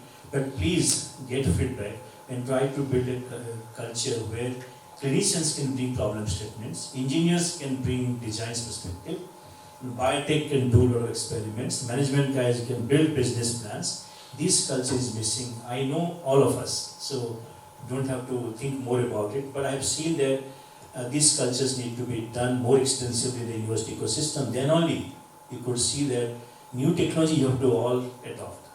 No other choice. No discussions on that. I'll not use AI. Sir said very nicely how to change. Don't have to change. You have to build, let's say evening classes on AI. It's interesting. Students will be interested, some of them. We don't have to teach everyone AI. And they will, by virtue when the technology will be infectious in nature, they have to learn. So what I'm saying, build that culture and the mindset, which is important from top. That's what KIT has done today. That's why our Vice-Chancellor is talking high about it. And the third is the culture of collaborations, cooperation and connect. I think first time I have seen all of them under one roof. Never have seen, unless until English chairman calls the Vice-Chancellor. I'm not a Vice-Chancellor, but good that it has been called. And thanks to Sir Banerjee sir who was talking, I think he said, I have not seen the WhatsApp group that I have come here to meet with you, something like that. He said, thank you, sir. I think we have a lot of I said you are the icing on the cake. Oh, thank you. I'll give you a perspective of what we have done. In KIT, we have built a KIT Technology Business Incubator where people are not appreciating that innovations can play a key role. Today, 430 odd companies all came out of students.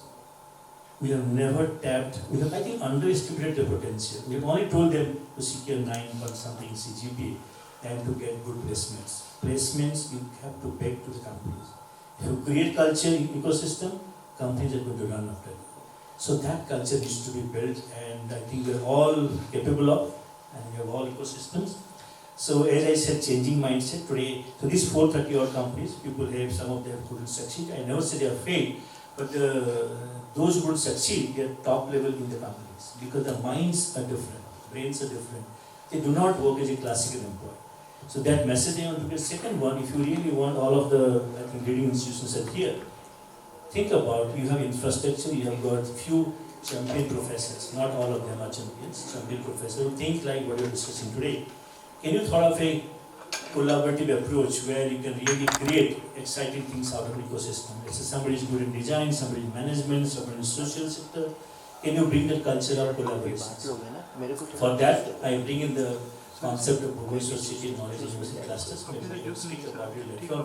But think about these platforms are important. So request here when you talk about this industry academia, industry needs something from us. So when they see the good brains are needed here and the innovations is amplified in your ecosystem, and your professors are talking, not having a management degree, but talking more management. So I don't have any, I'm a very classical researcher professor. I have, like me, I have got 20 odd with me, those who work here. They're also professors, but they talk entrepreneurial language, enterprising language. And they are not, they're from Harvard Science, from some of the US and all, Europe they came from, but they want to build the culture of university ecosystem, and that's why KIT is very popular today. And KTV has been ranked number, I never say number one, even though they're great. So Asia's, India's, Honorable President of India, the Minister, the DPIIT, the Niti Aayog, the state government, everybody literally is number one. And that's why, just speaking on all the behalf of our champions who are talking about the professors who are thinking differently. So build that culture. For that, the mindset of the management has to be also different. That's why it provides a lot of freedom to build it. And just for your information, we are now building a 22-story building called the Innovation Tower, India's the tallest tower for innovation. So this is not going to things are happening in Odisha. Odisha is rising in time. Thank you. Thank you so much, sir, and congratulations. And I guess I'll have the invite to come to that tower. Thank you. Thank you so Given the much. list. to visit. Thank you so much, sir. Okay, to begin with, thanks Mr. Chandan and Arti and Ratis also for giving me this opportunity to be among all the biggest luminaries of Odisha education system. While in higher education department, sir knows I always look forward to some of my moments with the Vice-Chancellor. That's a moment of pleasure and enlightenment. So thank you for inviting me and giving me this opportunity. Now coming to the topic, I think this is two parts.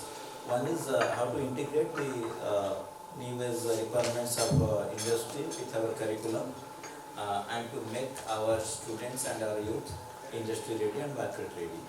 That is one part. And the second part is how to attain this objective in an equitable and inclusive manner. We were talking about giving back to the society. There comes the thing of this equitable opportunity and inclusiveness of all our actions and future actions in this area. So coming to the first part, how to integrate the industry requirement, as Prakash sir was telling, Vice-Chancellor DRIEMS was telling, you cannot train a student in all the arts. From AI, machine learning, AR, VR, everything, IoT and everything, ChatGPT. So in Odisha particularly, we have unlike Maharashtra and Gujarat, there are ample industries. In Odisha, there is not much industries except steel and power sector, because only mining industries are coming to Odisha. So you cannot map the industry requirement adequately with your students. Because on the one hand, at the time of placement, most of our students, even though if you prepare them for the production line jobs, they go to IT. Because that is the requirement of all the institutions. We have to show the numbers counts. For every institution, numbers counts. So we are heavily dependent on IT sector to recruit our children, our students. So we cannot map our requirement accordingly as per the industry requirement and modify our curriculum every year or with every semester. The better way out is to give them an opportunity of continuous learning. Whichever sector they go, they get an opportunity of employment. We, as an their mentor institution, we can follow them up and give them an opportunity to learn the things so that they can excel in their fields after they are joining the industry. I shall give you a small example, like suppose in that is a low skill sector. Where government of Odisha taken up a very ambitious Skilled in Odisha program. There is a World Skill Center there. So we have trained number of people. Once we are visiting Bangalore, there we called around, we sent message and around 250, 250 to 300 boys and girls gathered in the evening. That was a Sunday. And in the daytime they gathered there. In the evening we also hosted a dinner. We asked them what are your problems. They told we had enough of skills to handle whatever the jobs we are in. But sir, we are facing one problem. We need to speak good English. And there is a clear 3,000 gap between the guys who are speaking good English and between us. The guys from boys and girls from South India, they are speaking good English. We are doing the same job, but they are getting clearly 3,000 more than us. So that is a type of follow-up action. And immediately we said, how can you teach them? They told we cannot go back to Odisha to learn English now. So here you arrange something. So we took a building on rent and hired 4 or 5 people there for 6 months. We told them for 6 months we are hiring people. They shall teach you spoken English and other things. Is it okay? They accepted and they told in the midnight also we are prepared to attend those classes. So as I was telling him after the classes, Mathur sir was saying, given an opportunity, but during the course you cannot teach everything. So aligning the requirement of industry with our course curriculum is both way. Some has to be accommodated in the curriculum. Curriculum revision is a regular practice or happening of any good academic system every 2 years. Usually, sir, I think it is 2 years. Every 2 years we go for revision, 2-3 years. But every year you cannot do it. And also, since there are not much industries, you cannot align with their requirements. This is one side. Second side is the input. The education system builds on three, particularly in the technical professional sector, it builds on 3 factors. The input, which we call the raw material, then the process, and then the finished product, the output. Input raw materials that the students were getting, and the process is the academia and the academic faculty and other things, so the entire course, and finally the output we are giving to the market or to the industry. On that side, I would like to draw your attention to the fact that Deepak sir is with us. He had handled before joining KISS also, sir had handled two Odisha, the biggest affiliating universities. He was Vice-Chancellor of Barampur University, of Sambalpur University. These are, after Utkal, these are two biggest affiliating universities. And in Odisha, in all of here today, I wish we could have invited Vice-Chancellor VP also, because he is in charge of, he decides the curriculum of almost more than 90 engineering colleges and more than 50 management colleges of the state. So our input is, when I say the inclusiveness, I am referring to those disadvantaged students coming from the remote or rural areas and pursuing their studies in many lowly equipped technical professional colleges of the state. They have the opportunity, the things we are discussing today. Here today in this August gathering, we have all the leading prominent universities of Odisha, where the education, availing education is not much affordable for those guys. But the real talent, sir, I must say, it lies in the rural areas. I shall give you one example. 2, 3 years, 4 years back, I think, that girl is now in Harvard Medical College. We had spotted a girl. So she had some exam or something like that. We are felicitating her. At that time, we asked her why did you appear a medical exam, entrance examination. You were such a talent. She had taught in some other medical, paramedical type of competition. So she told that, sir, initially her mother was a domestic help, her father was also a daily laborer. So she told that, sir, I had initially thought this medical education is not for us. It is for the rich people, because you have to take some coaching up to 3 lakhs and something like that in a conservative institutes, and it is not for us. But this year I am going to appear. Then we asked her, what made you change your mind? She told I had gone to, she was pursuing her BSc in botany subject at that time in Sambalpur University. She told recently I had gone to a house of my friend. She is a Marawali girl, and she is taking some coaching from Akash Institute. I saw her this practicing books, and I certainly found that I can, all these are things known to me in our language. So I am thinking of appearing this time, and one of my teachers also assured to bear that examination fee, and I am appearing this time. And you shall be astonished, in the first opportunity itself, in the first NEET exam, she cracked it, and cracked it with a very top score, and she is now a student of Barampur Medical College, which is the second most preferred. After Pattanayak Medical College, Barampur Medical College, the second most. So without any higher rank, you cannot go there. So she is now a student of 3rd year in Barampur Medical College. So what I want to say that the real talent is lying in the rural and remote areas, and this generation is becoming aspirational gradually. I shall give you another example. There is a place called Guma in Gajapati district. That's a very tribal area, Guma. There is a government ITI. Once we are visiting it, so in the electric lab we found 4 or 5 girls are sitting there. So we are very pleasantly surprised, because we are making a drive to bring in more girls to the ITI. ITI was not known for girls.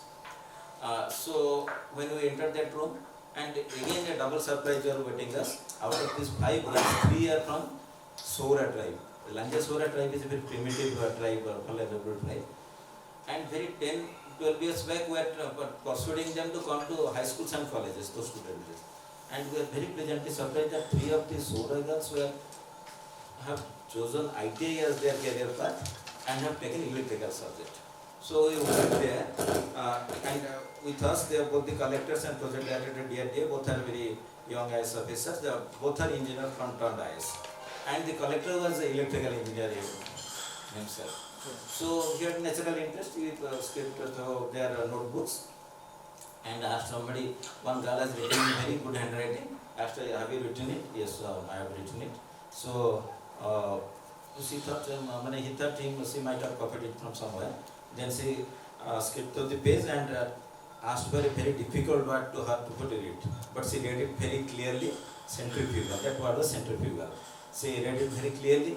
Then the collector asked her what is the meaning of centrifugal, and in her own language, she very beautifully explained what is centrifugal. So we are really astonished.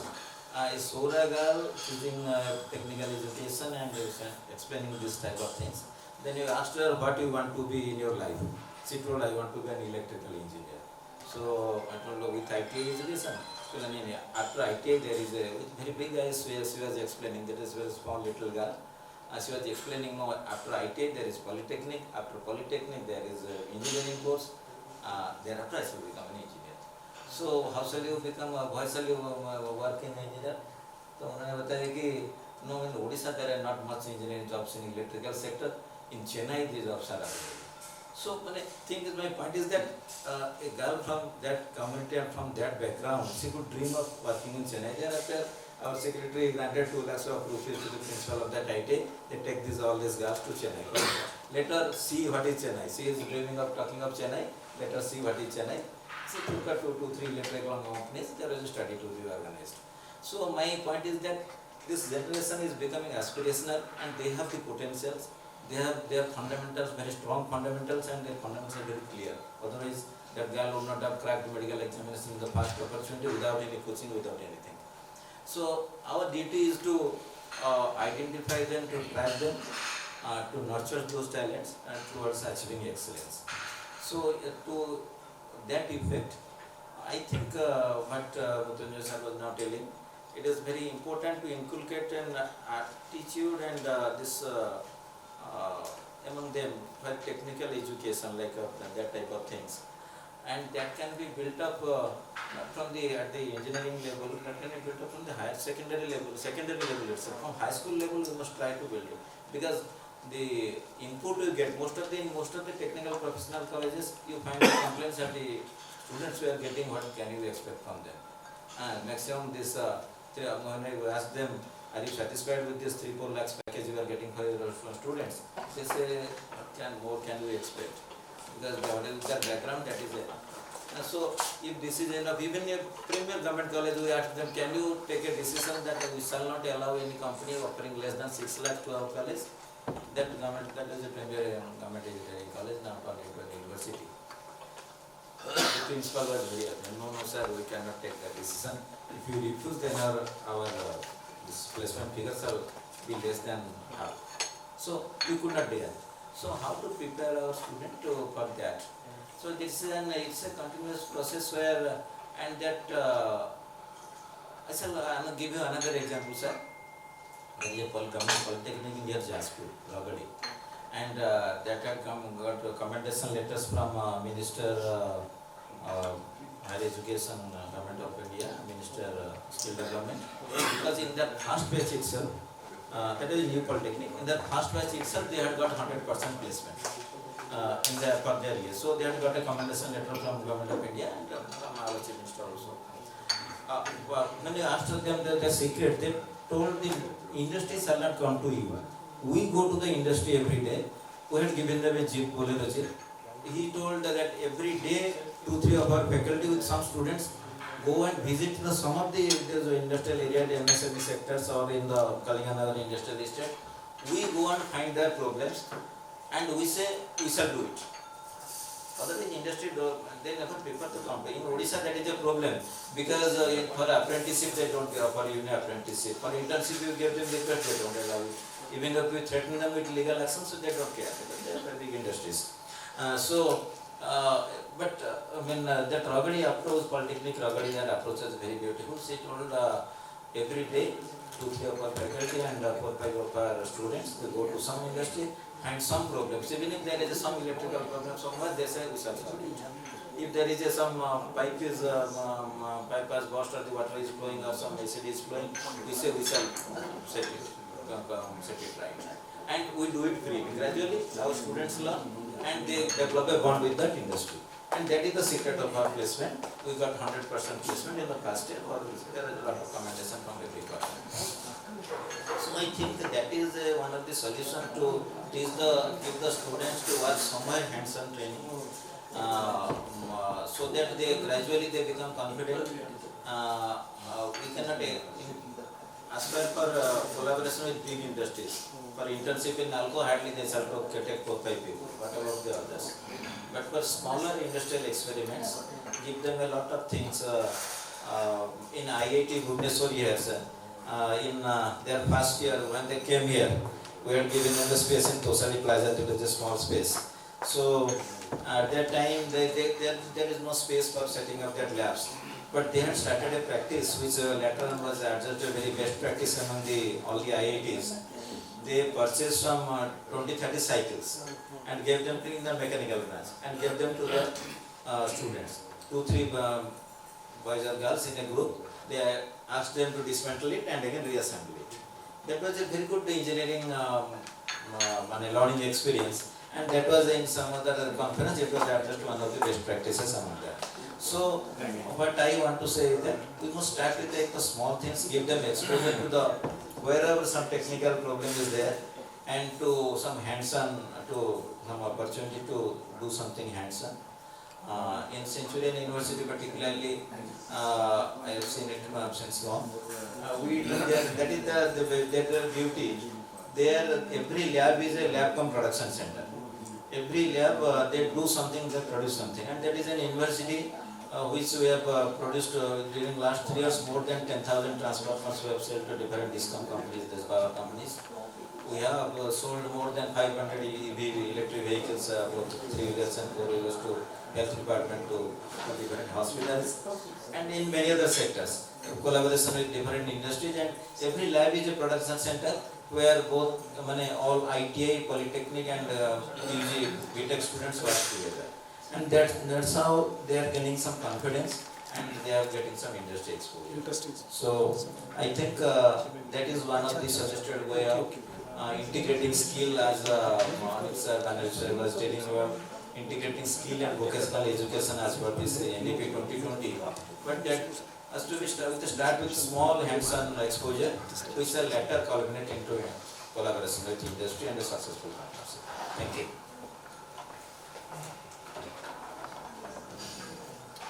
Good evening. A lot of interesting inputs by each one of you, and thank you Chandan and Anand for inviting. I was thinking about two things. One, if you give a mic to a professor, there is no time limit. Sara gyan aaj hi baant denge. Elephant in the room. Experience से वो सभी हमने You may say that I am justified. I didn't speak only 3 nights. I'm also going to do the same thing. So sorry, and with kind regards. Interesting topic. And I was thinking about it. Why are we really talking about only the education institution and the industry? Why are we not talking about the engagement with the partner institutions also? Because a lot of experience, a lot of knowledge which is there, and why to reinvent a wheel again and again? If the partner institution or maybe a competing institution has done something interesting, let's learn and try to adopt that. And that is also missing. We all talk about that, yes, there is no linkage with the industry, but there is hardly any linkage with the institutions also. And I think maybe next time you can think of doing that something. I have 2 topics already. The third one, definitely in the next roundtable we'll discuss it. Yeah. We are very different in India because if you really look at the Western world, and that's what Dr. Mathur also talked about it, the industry basically come out of the institutions. Right. KTBI is trying to do that, fantastic job. But how many such examples exist? Right, and if you really try to bring in an industry, they have their own agenda sets which are there. What we have done at IMI, we tried doing something different, one task, but yes, we did that. We created a Center of Excellence in partnership with the industries. What Dr. Hota was talking about, yes, every industry has its own need, certainly yes, but yes, you need to start somewhere. You need to start somewhere whereby you can actually try to create that particular environment. And as part of these Center of Excellence, we are basically trying to bring in these industry leaders to train our students on the skills what they require. So it's not a compulsion. It's integrated with the course curriculum, and there is a placement opportunity which comes in. So what happens that during the second year of their management education, they basically do a lot of master classes with the industry leaders, which is over and above our course curricula. And once they found it fit, there is an opportunity which exists there. So that's one of the initiatives which we have talked about. The second, obviously, which Mathur said and other speakers also talked about it, is that who is going to change the course curriculum? If we are really trying to talk about the technology, I'm a technology professor. What I studied in my college days doesn't exist anymore. I studied the COBOLs and the Fortrans kind of languages. It doesn't exist anymore. So obviously, but you need to be there in the market, so you need to be upgraded and updated on that. So a continuous process of learning, unlearning and relearning kind of a thing which you need to keep doing it. How would you basically do that if your faculty is inclined to do that? How are you going to basically ensure your faculty is inclined to do that? So organize number of workshops, number of faculty development programs, and we do 15 to 20 in a year for our faculty. Yeah, that's huge. That's what I'm saying, a continuous process. See, it's very difficult for to teach a faculty. We all are there. Due respect, please. मेरे को सब कुछ आता है. आप मेरे को क्या पढ़ाएंगे? Right. And if you really say that, okay, innovate your course, change your course. I'm comfortable with this particular book. I'm comfortable with this particular content. Why should I change? So how would you ensure that? So that's where you need to bring them back into this. And once they are there, then automatically things would start changing there. The third thing, I'm again, sir, sorry, मैं आप ही को acknowledge करता जा रहा हूँ, बहुत बढ़िया आपने बोला था, ठीक है कि नहीं, yesterday, today and tomorrow. The student also doesn't know what he or she wants it. डेढ़ चाल है placement के लिए. Right, and how would you basically correct their thought process? They would not listen to you as a faculty, they will not listen to the institution at all, right? But they will listen to their peers. So what we did, we basically created a very strong mentoring program where my alumni and the industry people come and basically try to interact with them on a continuous basis. Now that's a part of the mentoring, no formal sessions. No formal sessions. One-to-one mentor is being allocated. पूछ लीजिए जो पूछना है. बात कर लीजिए whatever you want to really talk about it. And that's where their clarity comes in. That's where the confidence comes in. And that's where the student comes back and says that, okay, we want to do something like this. Now that's another thing which we really talked about it. Now this is where I'm trying to talk about the bridges. The faculty, the student and the industry in any case is there. And so bringing that industry into that. So that's what we try doing it. So that's our story. So I stop here. Thank you so much. Because I can't continue. So we have networking after this, and we will love to hear from Yeah, that's true. everyone. That's what I'm saying. Because And to your point, I feel that I have already gotten 3 topics, sir, and soon we will meet again and then with another discussion to have this opportunity to hear from all of you. Will it be a spirited networking or? So that's up to you. We can decide on however you say. No. How have you planned it? Tell me. Sorry, your leader. Sir, after this personally I'll take the inputs you have and we will he has a very implement accordingly. specific question actually, which you have not. That was a loaded question. I really tried to No, dodge it. she missed the nuance of the question because co-pilot is missing. You need a co-pilot, not just ChatGPT. For that, sir, I was just waiting. Like Chandan needs to be there to answer this question. But great, Okay, sir. very good evening. Chandanji and most of the points have been taken care. I will just give you some critically analyzed education and say industry and technology.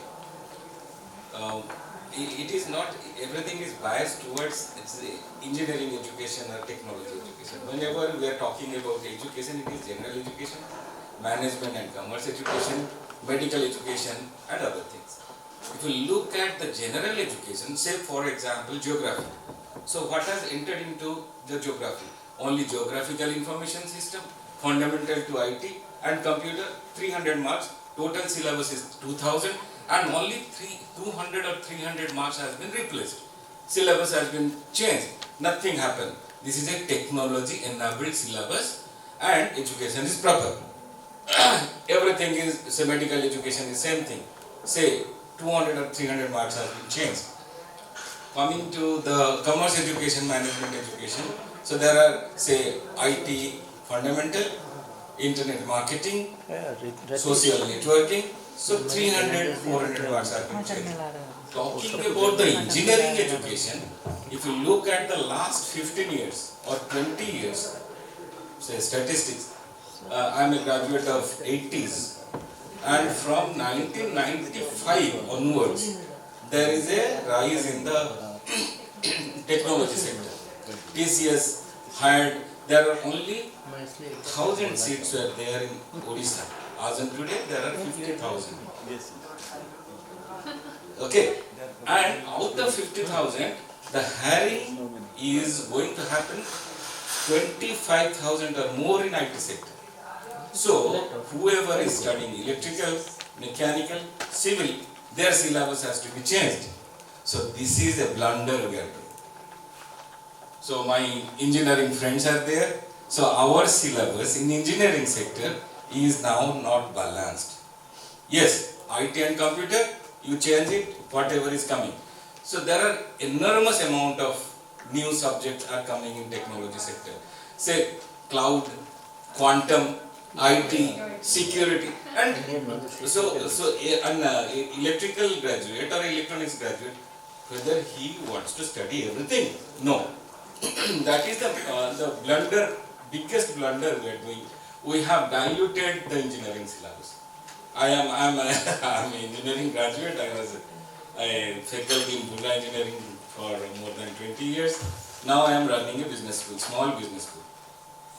So that is the blunder we are doing.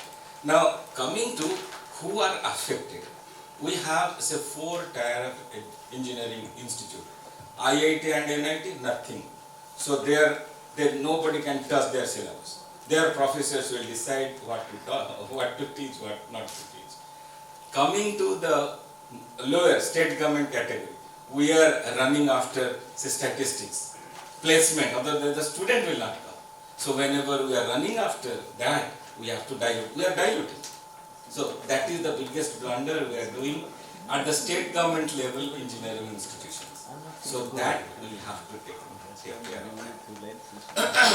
The other part, most of the say faculty and all the luminaries they have thing.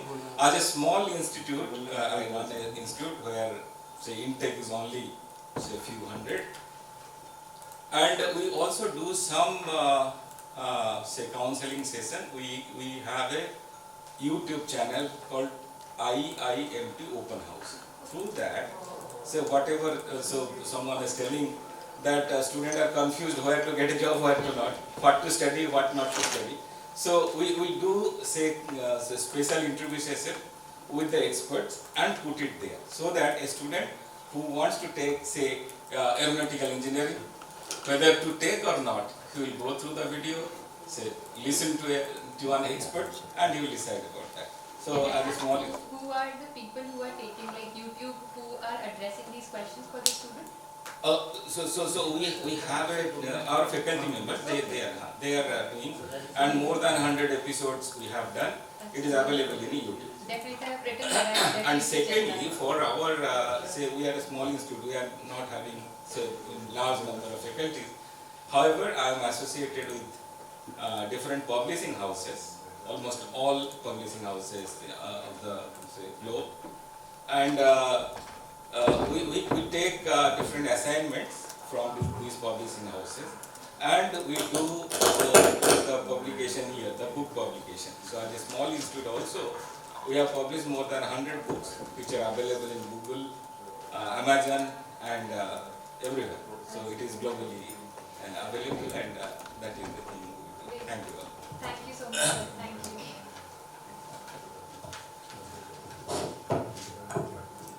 So, good evening everyone. I'm Neeraj at ICSI in Bhubaneswar. Friends, to start with, first of all, I would like to thank you, Chandan and Aarti, to giving me opportunity. To start with, I will give you, because it's something like media, you are a communication, I shall certainly give you a breaking news sort of thing which you can say this. So to start with, I tell you this. The aim of education is not only to provide knowledge, but to create action. So if any education without application is nothing but an entertainment, I believe in that. So when you use this word, when I say this, there is a education gap between education and industry. We must understand that traditionally we have been facing this gap from historical. I'll take you back to the 15th century, when for the first time we get in one industry, and that was the printing machine came. The books which were printed were available only to few select. It was not available to anyone. It took almost around 70 to 100 years when colleges and universities started coming, these books became available to them. Not very old. When the computer came at the end of the 20th century, the early 21st century, there was a gap. And the people will feel that those who have the computers, they are going ahead. And unfortunately, education could not catch up. That's what the thing is. But what has happened, I tell you this, where the difference today is and why this topic has become important. The time that education took to cope between that to the printing machine to universities coming and the computers and which have become to the mobile, no, our education lag is increasing day by day. So where what we are teaching, sir was recently telling and many people are saying, and what industry is doing today, there is a huge gap. There is a huge gap. And I tell you this, the industry will continue to grow. Because if they don't grow, they will disappear. And I'm not all are here, my gurus and the teachers, Take only the 500 Fortune companies, which were 10 years back in the list. 60% of those have disappeared today only because they could not survive in the market. And why did they survive in the market? They could not survive in the market because they could not realize what customer wants. What customer wants, and then to meet that customer, industry has to come very fast. So the customer needs are changing now. It's not the olden days. If you were eating your chawal and chapati, you will still continue to do that, but your son and daughter and grandsons are not able to do that. They will change their food habit very fast. So because of the consumer, the industries are changing. I wanted to have I-13, I was doing well. But I-16 is likely to come. I'm just waiting when it is going to come. And I will change. Something new has to come. So the industry, just for their survival, have to look for new innovations. Have to look for the new. And where from the industries will get? They may get it from the different research agencies, their industries, or R&D. And I must tell you, whether it's your LinkedIn or Amazon, you are doing much more better work than being academician. I tell you very frankly, all of us are using Amazon. When you go on the website on the Amazon, you buy something, you search something, the next time you open Amazon, they will give you hundreds of options of the things which you have done.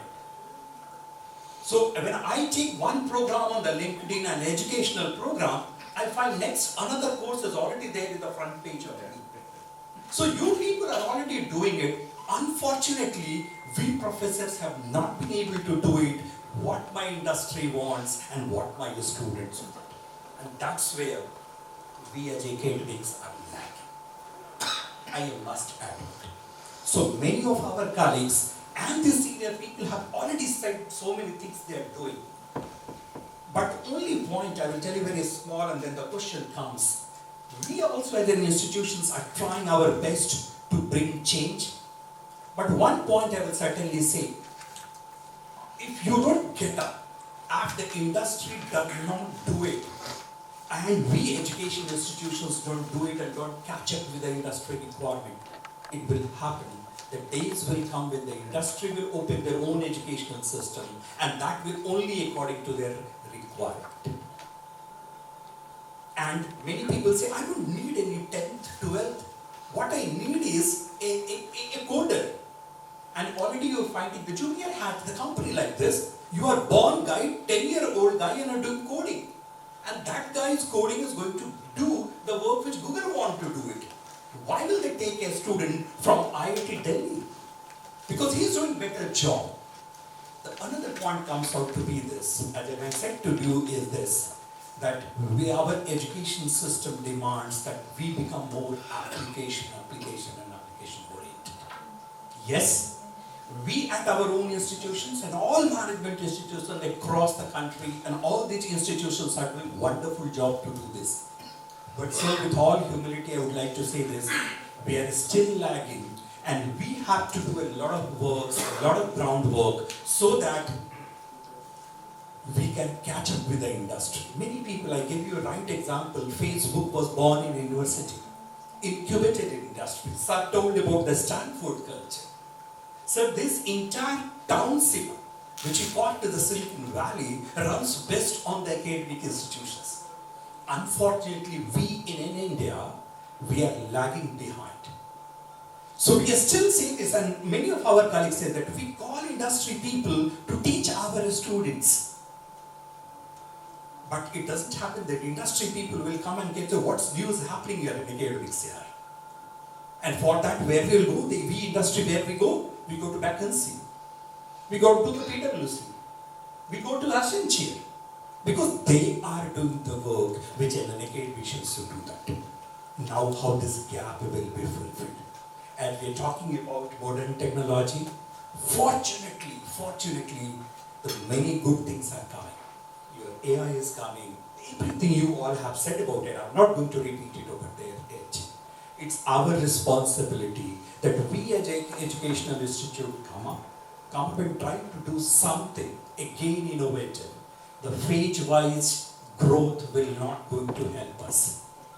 It's not going to help us. Because industry is not growing in phases, it's taking jumps. The one jump, second jump, and jumps are not small. So if you want that, if we will slowly and continuously grow, it's not going to happen. What I will end up by saying this, that yes, this topic is very topical and timely, but it is also eye-opener for we all education institutions. We must in this house realize that probably we need to do a lot of work, and unfortunately to do the lot of work, the time is very small. That's all I wanted to tell you over there, sir. Thank you very much. Thank you so much, sir. So wonderfully said that this is not just a topic of discussion, it's call to action. So we missed you. I guess can you please contribute to the topic? Thank you. So, respected esteemed guests today and organizers, first of all I would like to thank all of you for giving the opportunity to discuss with all these people. And regarding so far, I have the opportunity to listen all of you and gathered most of the information from my side. And the topics which are actually not covered or not focused, I would like to highlight it. The first of all, everyone here, we are agreeing that there is a lot of gap between the industry and institution, and we have to give the more focus on the advanced cutting edge technologies, everything we are telling.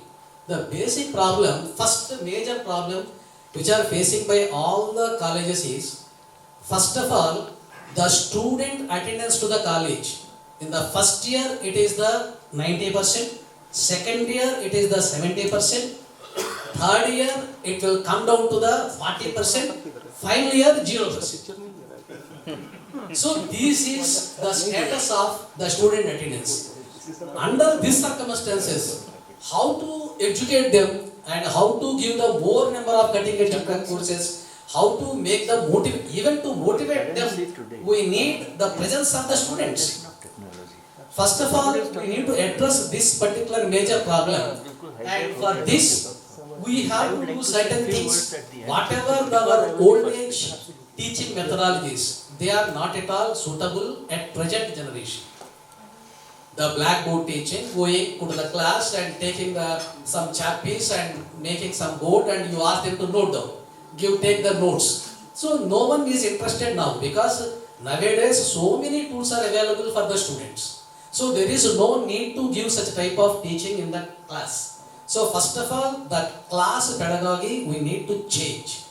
And recently we have introduced the complete the way of teaching in the class on an experimental basis. That means instead of keeping all the 60 students in a common benches, we have made some round tables which we have given, and in the round tables we have organized, and then for each group we have made one particular student leader, and we have allocated one particular teacher, and they will actually give some topic to discuss them and come out with a solution. So this is one way we have tried. Similarly, we have that is TBA and involving the students in the research. So these things actually create some interest for the students to learn few things, because nowadays all the students are very much comfortable with all social media platforms. Why not use the social media platforms only to teach them? Why should we are going for only for the blackboard? Why only for the PPT? These are the two important things everyone they are using. Without PPT the teacher cannot teach. Majority of the teachers, they won't open their mouth. So that particular system we need to change it, and that is actually the basic problem, and that we need to address properly. And the second one is, sir is telling a little bit I am contradicting you, sir, and industry and institution gap is there, and every teacher in every college, at least the head of the institutions or vice-chancellors or directors, they are well aware about what is the gap and what we need to teach, what actually the industry needs, everybody knows. But only how to integrate that one into the curriculum, that is very, very important. The gap is there, not the gap to identify this one, everybody knows. I know that what are the actually cutting edge technologies required, or what are the advanced subjects they require. But how to integrate them? As rightly pointed out the Prakash, we cannot include all the subjects in the regular curriculum. It is impossible. It is impossible. For that reason, when I was the Vice-Chancellor of the Industry University Ahmedabad, on experimental basis we have done one thing. And we have gone for a HR conclave. All the major placement people or industries, they attended that particular one. I have asked them, instead of selecting a student at the second semester or the first semester, one more semester you advance it. you select the student and give the provisional appointment or provisional offer letter. That is not the permanent offer letter. You give the provisional offer letter, and then once he is selected, for example, he is selected for Infosys or he is selected for the Cognizant, and whatever the courses they need, actually what are the technologies they are looking for the students, let them give the training through offline or online, and let them give from the final year, throughout the final year. Then at least the students will attend for the final year. Now the students are disappearing. The 7th semester, on the name of the placement, they are disappearing. And in the 8th semester, because already we got the placements, why should we attend? Sir, it's not restricted to only state level. IIT also it happens. Yes, everywhere. It is happening throughout. Indian Institute of Management also it same. So once they come out, and in the 8th semester already I got the job, why should I attend? Automatically they will pass me. It is more so in IIT and IIMs because they are confident of getting the job. In our also, at least they are. So then what we have suggested is you give the training offline. Then at least they will attend for the classes, and you give the final offer letter once they qualify your examination. After at the end of the training, you give the examination, and that is also you declare the beginning of the course. Those who are qualified this following examinations, only for them we will give the final offer letter. Then definitely they will sit and they will learn, and whatever the technologies that particular industry wants, those technologies they can learn. And finally they will be ready for the industry. At the same time they will complete the project, and at the same time they will read something or other thing. Otherwise they are simply taking rest in the houses, and otherwise they are utilizing their time in the WhatsApp and some other social media platforms. They are never concentrating on anything. And this is one suggestion we have given and successfully implemented there.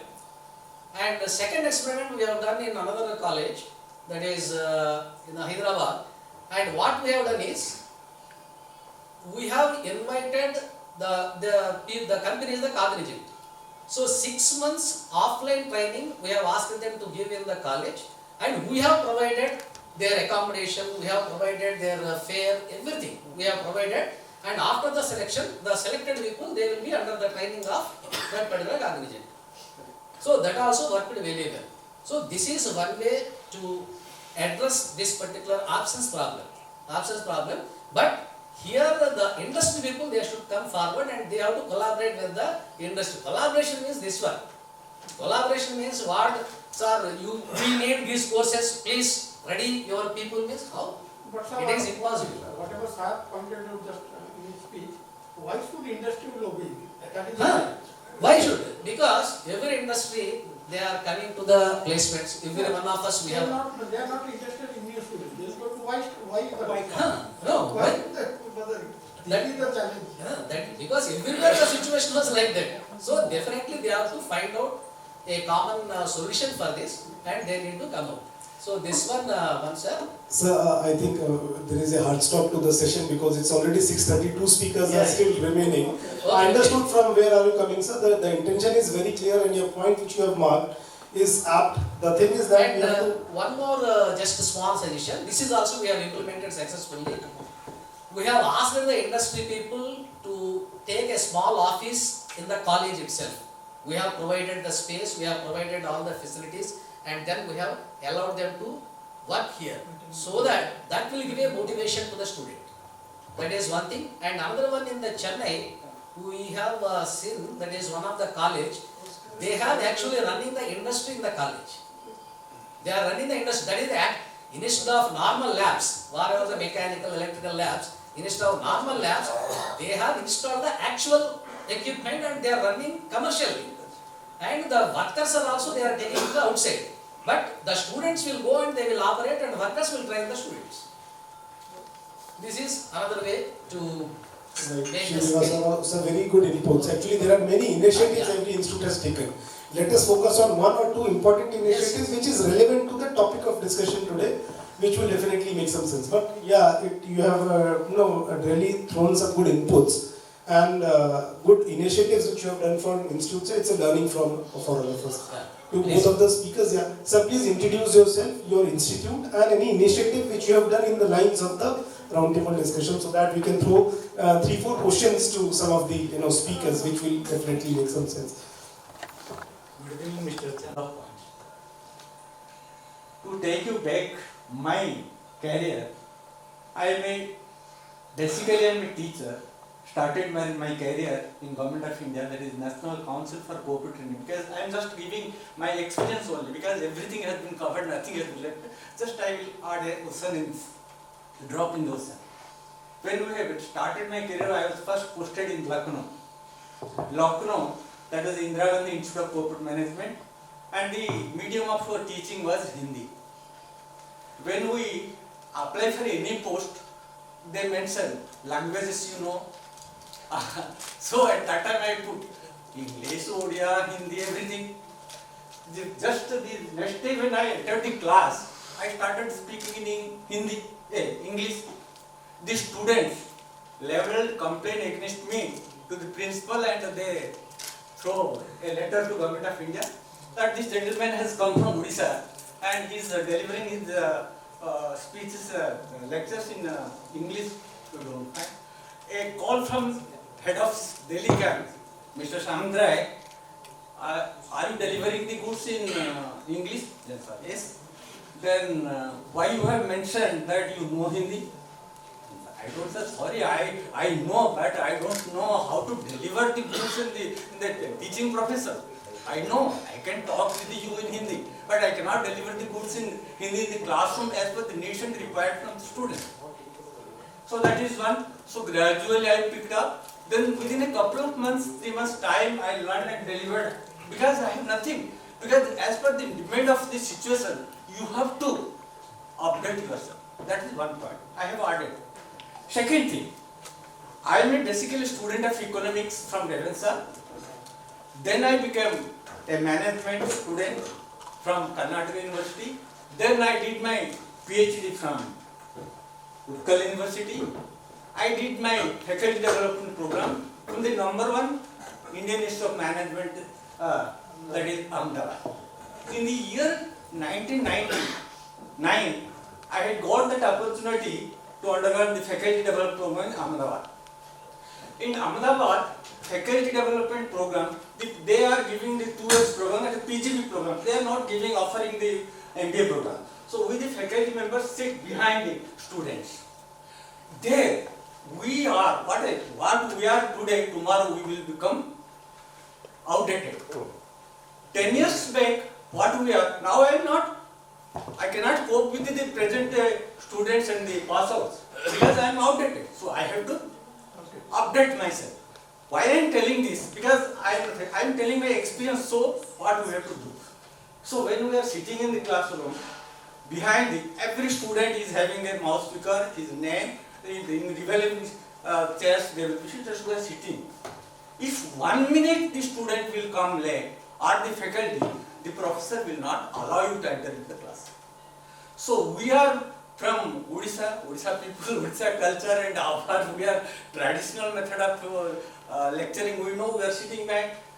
So what they did, lecturing method is totally redundant there.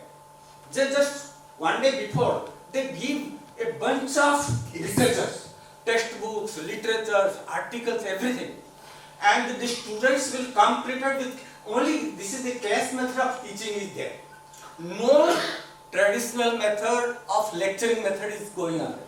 So the student, when we the faculty members are also being given lot of literatures, books, all these things. There is no dearth of literatures, textbooks, and all this. So they come, the teacher is a facilitator, she is not a teacher. The student will deliver. The professor will only correct the student. Why I am telling, after listening all from this case method of teaching has our universities, our institutions has adopted. If adopted, that is, I cannot say it is big zero, but somewhere it is adopting. And why I am telling again, I did my post-graduation in the year 1973 from Ravensa College. When we have been given the professor, Mr. Ashik Gupta he was, and this Dholkia brothers. They know very learned professors. And I am a student of economics, and in Odisha there is Utkal University is offering applied economics, and Ravensa is giving general economics. And in general economics, there is no compulsion of mathematics. When the Professor Gupta took the class, she was delivering, that is managerial economics is a subject now we have also incorporated in our syllabus. She was delivering everything in mathematical analysis. We are dumbfounded because I don't have a mathematical background. So what the teacher told, that you don't have economics, you don't have mathematical, doesn't matter. You try to, now it is time, you have to learn all these things, otherwise you will be outdated tomorrow. What I mean to say is, what we are yesterday, we are not today. So every day we have to update ourselves, our students must have to update. Here again I am focusing here on this particular part. There is a triangular discussion is going on here. One side the industry, the other side the academia, and in between is the gap. That gap should be addressed with what? The latest technology. That is smart technology. Because now we are living in a smart world. Smart village, smart city, smart phone, smart car, everything is smart. Then why not smart education? Are we doing this justice to our students by giving smart education? What do we mean by that? So we focus here that smart education must be taken care of, provided this gap is addressed with this, that, what I mean to say, that is artificial intelligence. Artificial intelligence has a brighter side and also it has a darker side. I don't want to focus because everybody is an enlightened speaker here and they know the pros and cons of everything. The valid points. So, what I mean to say is there is a, again, as a student of economics, I convert it to the demand and the supply. What there is in this present day, every day is a challenging day for the students, for the teachers, for the institutions, whether it is industry, whether it is institution, whether it is student. What we are giving the output, because industry has a different expectation, students have a different expectation. As Professor Minaketan Pattanayak has told, we are delivering the goods for the learning for the sake of earning. We are not learning for the sake of developing our knowledge. How we will get a degree and how we will get a job tomorrow. That is our goal. So that is, but that is not. What were, that is acquired knowledge and required knowledge. Our acquired knowledge is not required by the industry. Not only I am talking about industry. Here, three kinds of people are sitting. Academicians are there, technocrats are there, industrial experts are there, and there is this gap. It is the second time repetition, sir. So I think the message is clear. What we are saying is absolutely right. So what is this gap is to be, that is employability is lacking. So that employment, because I am focusing only on this. That employment is not, there is no doubt of employment. Employment is there. When we talk about unemployment, I am a pass out of 73. At that time also an unemployment problem was there. And today is also unemployment there. But there is no dearth of employment. There is dearth of employability. And what is that employability? Employability is of both soft skill and hard skill. So that is to be taken care of by the present day generation. So what we have to do, both industries and academia, they should take care of a case method of, we have to give a life case study, both sick and lively. There are sick industries are there are good industries are, because I am talking, everybody cannot follow the footprints of I am Ahmedabad or Bangalore or Calcutta or all this now to I am, because as a manager we have to do at least. Sir, requesting to please give a hard stop. Okay, there is thank you so much, yeah. because under dot of say I stop here. Thank you so much for giving an opportunity to share this idea. Thank you all. Thank you, sir.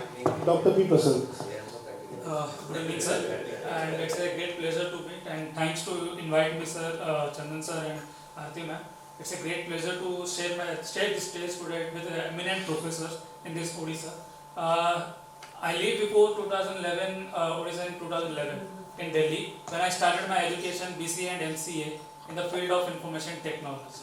So whatever the discussions are going on here about the education technology, what type of gaps are in the industries are there. Here all are the seniors of my profiles, and I'm very young here, and as a young I can suggest something about the technology. When I got the opportunity to start my career as a cyber expert, my career started with information technology, but I get the opportunity in, when I visited to Singapore at the Taylor University. I got the opportunity to meet with Dr. Chandan. Now he is an expert of cyber intelligence in India. So when I get the opportunity to learn some cyber security, in cyber security everyone says that it is a new technology, new era, new everything like that. So on that time, when I asked to my teachers and my professors and my senior peoples, can I join that course or can I take over that course? They said that there is a no future, there is a no trendings are there. But as of my knowledge at that time, I take risk my career and I add my cyber technology.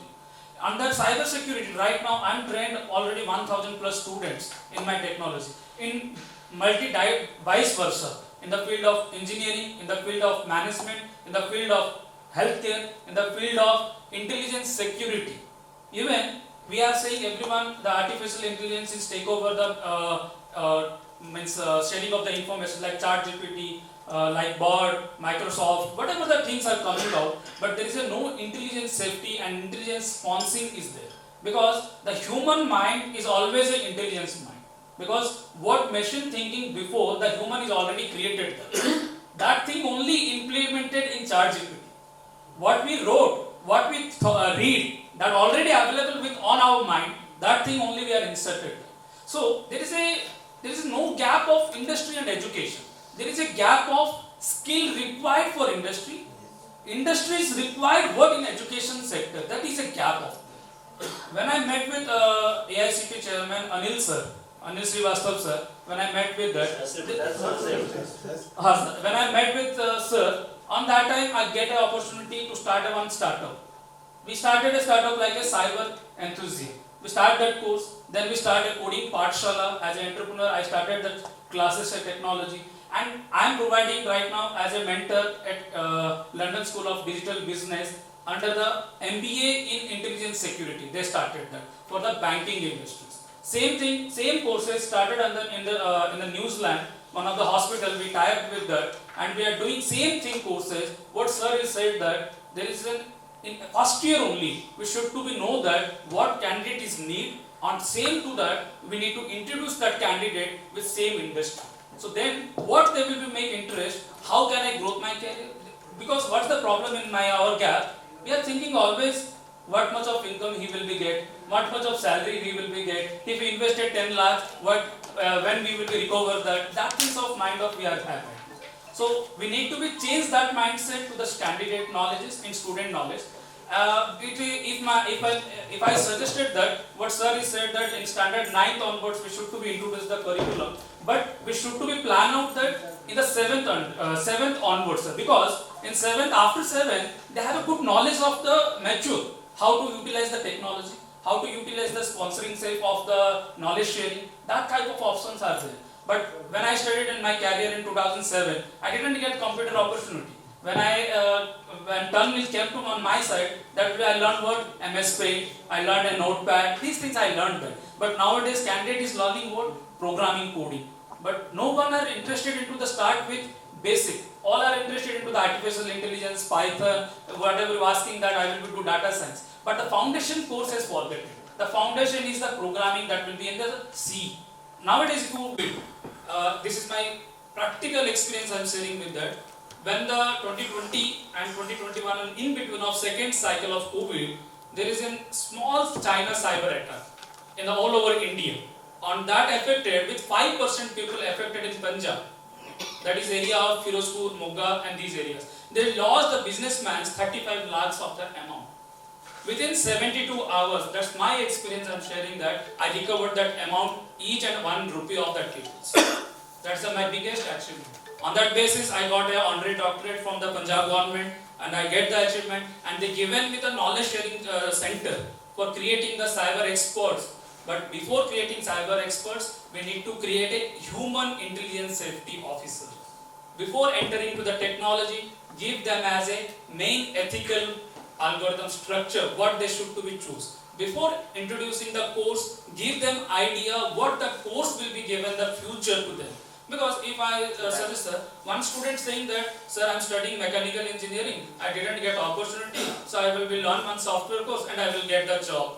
So they will be move forward to the job. Once upon a time, before in 2011, when I started my BCA, everyone said that go BPO, you can join BPO, you will be get the opportunity. Most of packages are there. But nowadays BPO is getting how much? 10,000, 7,000. But once upon a time, the BPO is giving the salary of 75,000, 80,000. But why nowadays it's not possible? Because the technology is growing with the some human users. WhatsApp, messengers, these things are common.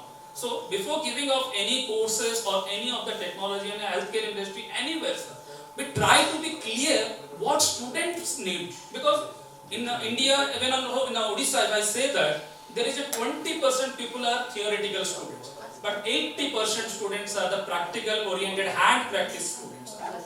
So if you make the students practice in the hand practice and skill knowledge of readable mind, not to the theoretical mind, that will be the 100% success ratio of India. This is my small suggestion and input in the between of the gap of the industry. But there is a no gap in the industry, but there is a gap on the skill choice based industry. So that should to be, we need to know that, because all over India there is we getting different companies. If I search in LinkedIn right now for any post, I will get 100 to one line. Cut you in between, we are like way past the time. But thank you so much. And it's great to have you here to learn about the successful journey you had. Thank you so much. Thank you. To wind up the session with the points which we were supposed to cover, the 4 pivotal questions. But we have very limited time period. And I guess from the start, we'll begin with, sir, from you, since you started, would love to hear your thoughts. Siksha, the roundtable theme, the subtopic was effective integration of new age technologies to align curriculum with employability. So that means we are given one commodity, one currency, and that is the availability of new age technologies. And after listening to all of you, I feel that what we need most is to adapt ourselves to become learning leaders, or rather lifelong learning leaders. That's the first requirement. So only if we are prepared to learn lifelong the new technologies, because they are going to evolve and evolve and evolve. And if we call ourselves teachers, then first we must put ourselves in the framework of the living technology. And therefore, inherently we must inculcate a culture of change. Because change always appears to be irritating to the human mind. But we must get out of that mindset. Then, we must also subscribe to environmental sustainability and economic growth as per the surroundings, as per the ecosystem in which we are existing. And most importantly, we should not only adapt ourselves, but we should adapt all the academic ecosystem and the industrial ecosystem to technological changes. And this is possible only if, as Professor Mathur sir has said, we must be adaptable to continuous skill development. Because the skill we develop today may become outdated tomorrow. We must be also be aware that we must be able to navigate through the information landscape. Because the information landscape is eventually going to change, and we must not be left caught unawares. And at the same time, we have to also make sure that whatever we do is within the framework of ethical considerations. Because AI can actually lead us to being very greedy about unethical practices. We must circumvent that, and we must confine to ethical considerations, because we are leaders and we are going to create global leaders. And lastly, the only substantive lesson I have learned from all of you is that all this is possible only if academia and industry come together and they continuously promote innovation. It is only if you promote innovation at every step of life, right from making tomato soup to eating it, because how you hold the soup bowl also has an etiquette. So I think to me that appears to summarize the entire. Thank you very much. Thank you so much. And thank you for all of you for being my teachers today. Thank you. Which can comprise of 5 words or 10 words maximum, sir. Shashi Tharoor को बुलाओ. हाँ closing remark तो बनता है sir लेकिन एक line. Remark: enhancing problem and solving the skills. Learning and new technologies often involves tackling complex problems, finding the innovative solutions. Lifelong learning fosters professional strategy and challenges effectively in a rapidly changing technological landscape. So therefore, everybody needs the future profiling of careers of the students, building growth and mindset. If you do anything, if you have no mindset, you can't progress anywhere. If the industries are everything there, if students or anybody's mindset is not strong, then you can't progress. Thank you. Nothing to say, first understood, then understand. Well, I don't have much to say, but one thing we are talking too much about the knowledge to be imparted. Knowledge is such a dynamic. When I was a student, the knowledge used to double in 70 years or 80 years. Now, in 2003, the knowledge, since the beginning, the knowledge doubled in few years. Now the knowledge doubled in few days. It will be soon in few hours. I think we should not try to catch up with what knowledge is happening, and they get picked up without any difficulty. The one thing is there that the students not coming to the class, I asked to the teachers, give me 3 reasons why the students should come to the class. Now we are coming to the no classroom system. I think we should not be too bogged down by the classroom culture. We have to change our culture and thinking only, then it will happen. And the peer learning is the most important learning in the present context. And who has taught you, for that matter, how to operate the mobile phone? Now we go back to Nokia first model and then start learning from there and then go to the smartphone. I think it's not possible. As somebody told, it has to be quantum jump. And unless until we think of quantum jump, nothing is going to happen. Thank you. The vision has to be changed with the curricular subject. For that, the pedagogy has to be changed to attract the student, to bring the student into the classroom. For example, I mean to say, so you have to concentrate on the student, the problem solving skill and the critical thinking. The critical thinking, the teachers are not incorporating. They are just teaching whatever syllabus. No, flipped classroom is mandatory to bring the student into the classroom. Allot the course as per the Bloom taxonomy. Read complete reading at the home. You give the assignment, just like IIMs are doing. Complete case study. Unless otherwise involve the student, you put some responsibility. Don't expect that the teacher will come and teach, starting from the beginning. No. Read classroom is mandatory, then only student will come into the class. And in my earlier speech also I told, as far as this new technology incorporation and employability enhancement, soft skill, other things, all the speakers are told, but my point is that the institution has to understand what is the strategic evaluation of the company.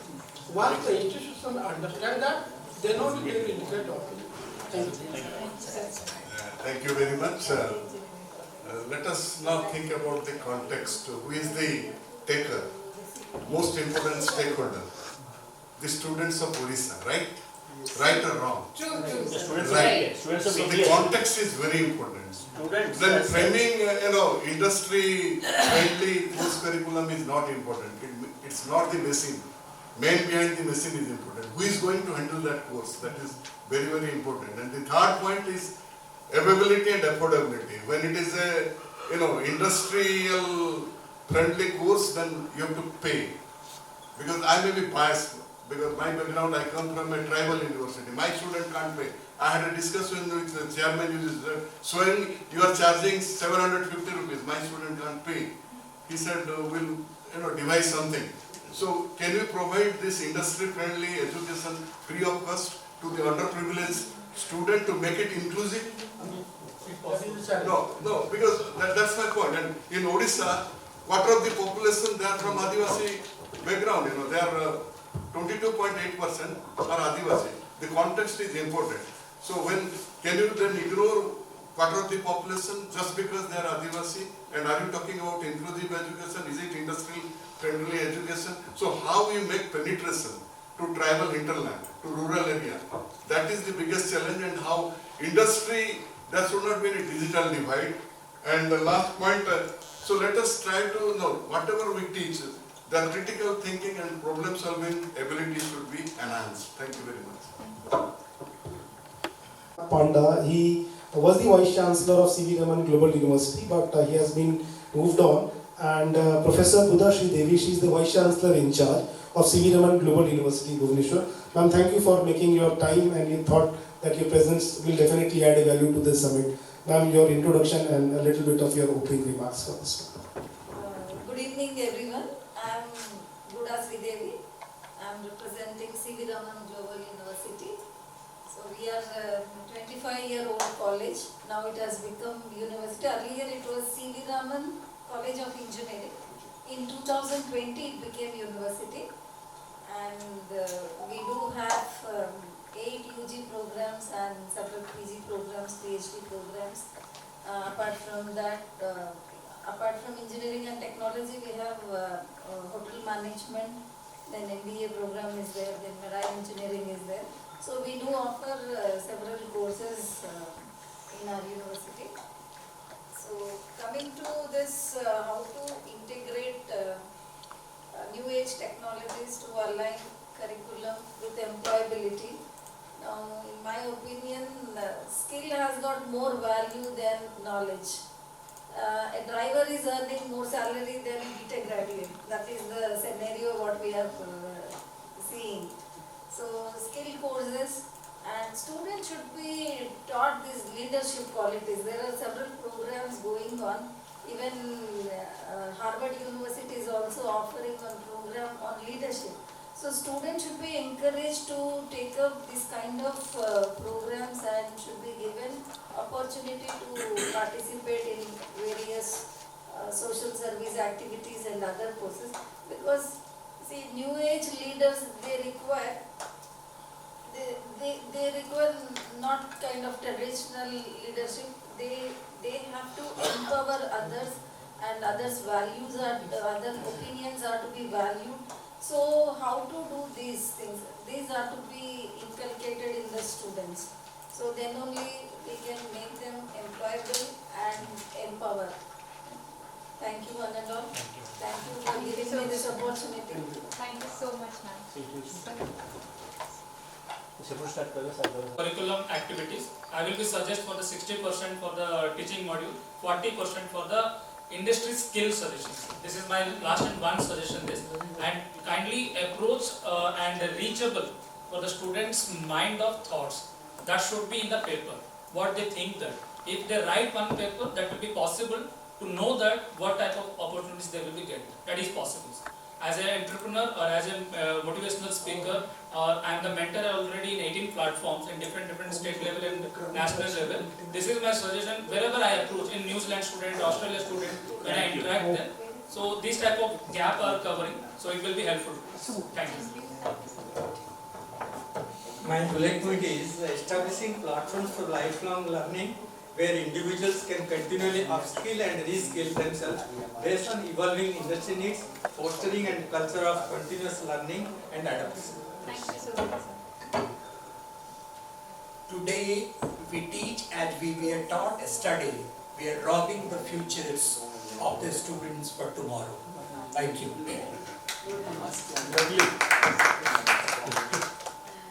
So as far as leaders, the principals and directors and vice-chancellors, our main aim is to give the proper path to the students. That is very, very important, because for example, the Odisha government has taken a great initiative, that is the OSDA Digital Skilling Program, all of you are aware. And so many programs they are giving. Now everyone is coming to register for my program. Coursera will come to the college, register all for Coursera. Students, they are not aware anything, because they are telling open this, open. Enter this, enter. Register, register. This is a ballistic again, missile. the Autodesk will come. Autodesk again they are registering.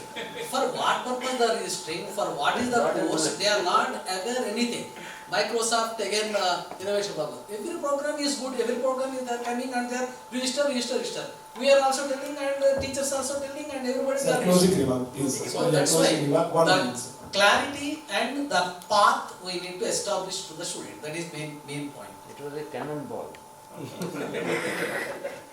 So whatever I had intimated earlier, that syllabus of technology subjects has to be very carefully drawn. So that is my suggestion. But unfortunately, the PUT Vice-Chancellor is not there. Okay. We live in a technology-driven world, so the change is continuous, and so obviously the mindset needs to be changed. But while we are trying to do it, it's important to take care of the soft skills side also, because the workforce of tomorrow needs to deal with the machine as well as the human beings. So that is what is more important. Wonderful. That's amazing. Just my point is, in the Odisha context, the input we are getting, it is more important to inculcate this technical aptitude among the students, but that can be done by giving them some hands-on training and skilling in their subject, so that they can be a continuous learner in future. In Centurion particularly, we have tried this. We are giving to management students, MBA students, even the paramedical students, this opportunity to do anything, some production activity in our other lab production centers, and this is giving a very wonderful result. So they are getting aligned, gradually they are learning what the industry needs. So that is my suggestion, to integrate skill from the very first year itself in any stream, as per that is the mandate of NEP 2020. So I think create the innovation ecosystem in your premises, everything will fall in place, because they are all bound to learn new things, and you have to create innovation army also. So change the mindset, as I also mentioned about it, everything will fall in place. I think this is what my message. Thank you. I want to speak about little about Bhubaneswar City Cluster, because this is the whole leadership here. I today represent both KIT, I work for the DG Research and Innovation, but I'm also the chairman of Bhubaneswar City Knowledge Cluster, which is initiative of the Office of the Principal Scientific Advisor to the Government of India, so-called the Prime Minister of India. Now they have built 7 city clusters. Bhubaneswar is one of them. Delhi, Bangalore, Jodhpur, Hyderabad, Pune, and Bhubaneswar. And requesting all leadership that come forward, because this is going to be a biggest think tank supported by Office of PSA by several ministries. Recently we had got UK-India, you might have realized in the news, UK-India country partnership in critical minerals driven by city cluster Bhubaneswar. So, of course I come from KIT, it's a voluntary organization, or sort of a activities. As a chairman, I invite all of you, because we can bring bigger projects, not to be disclosed at the moment. Still, I can disclose. We're building a green hydrogen valley. So 3 institutions in India got this. One is driven by Bhubaneswar cluster. Of course, IIT, IMMT, Niger part of it. We are going to build larger platform for the state to grow. And I request all the leadership of institutions, academy and R&D, come forward to build problem statements of the states. So let's say blue economy, critical minerals, molecular diagnostics, larger platforms will be created through collaborative approach. What I am saying today is not from my institutions of KIT, from the whole state of Odisha. We can work together, cohesive way, collaborative way, cooperative way, and we will build connect program. This is what the Office of PSA, I will get the technology involved. Yes, everywhere technology involved, and we can really bring solutions. The best part is that innovation is promoted by many institutions. We are also now bringing technology from Cambridge for, let's say, for NTPC. So why to reinvent the wheel? Why don't you bring a mature technology from somewhere and bring it for deployment? So City Cluster is going to work with you for technology deployment programs and piloting programs. So bigger things you will hear from us. I want to request all of you to be part of it, and you will get all benefits. We will bring very different projects for you, so the state will be proud of you. Thank you. Quickly, I would like to share one information for the benefit of all. Based in the UK, in the platform, and I am in charge of the eastern region, northeast and eastern region. So I invite all of you to join there. And they are organizing many conferences and workshop along the line of NEP 2020. And they are from their educational leader of US, most of them are, and of Indian origin. That's I really wanted to share what LinkedIn is doing in this space, but with all interest in time, what I'll do is I'll reach out to you individually and probably set up some time virtually and discuss about the pain points I've heard from each one of you and provide what solution LinkedIn can give to the instance. And also I have certain follow-up questions from each one of you. So give me that 30 minutes of time next week so that I can discuss, understand, and we as LinkedIn can be a better platform for each one of you. Thank you again. I'll pass on to Chandan for concluding remarks.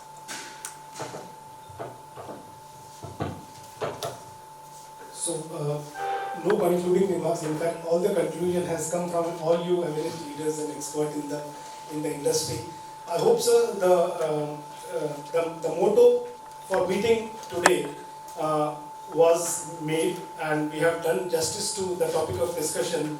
Definitely 3 hours is not meant for a topic like such, but it has given an eye-opener, as in like what are the pain points and what are the initiatives which you have done in your institutions, which could be implemented to any of the institutions. And definitely, sir, rural areas are the segment where we also want to go. We started organizing summits and conferences on a larger scale through, say, Bangalore, Mumbai, Delhi, Hyderabad and all. But now Sridevi also is one of the cities. Now we are going to, say, Vizag, we are going to Lucknow, we are going to Bhopal, maybe Dehradun also. So these are the few cities which are marked.